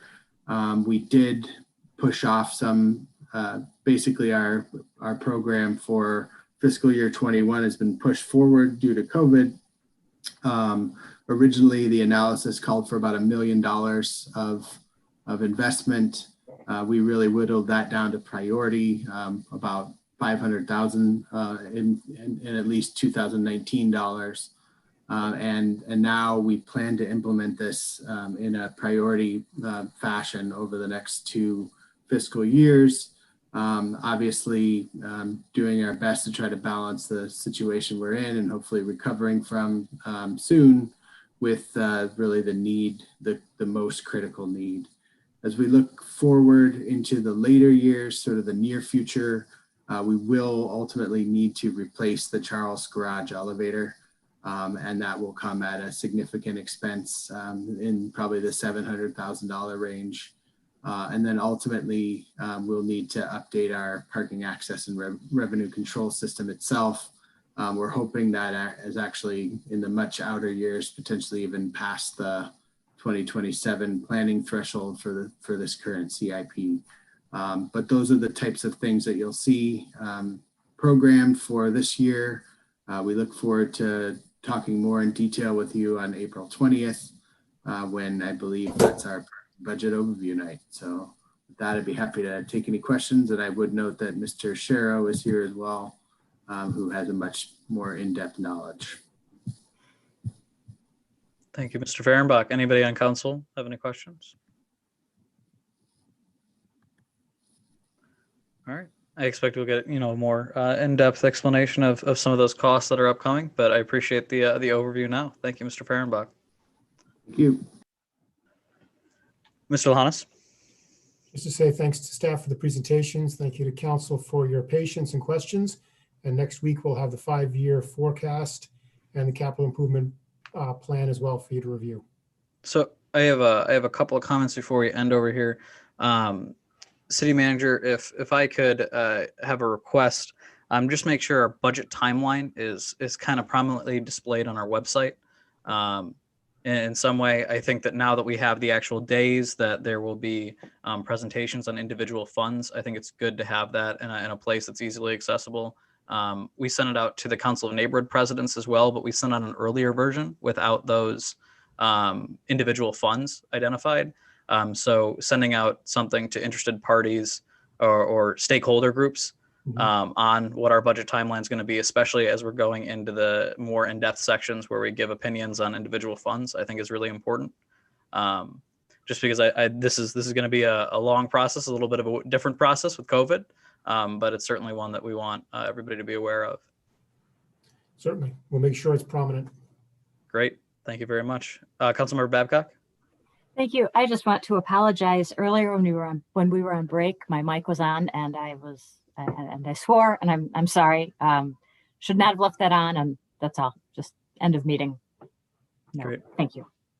All right. Thanks to members of staff that stuck around with us. Those are great presentations, a lot of great information. Excited to hear a little bit more as we go into the budget process. Thanks to the members of council. We will see you all next time. Thank you very much. Have a great day, guys. Yes.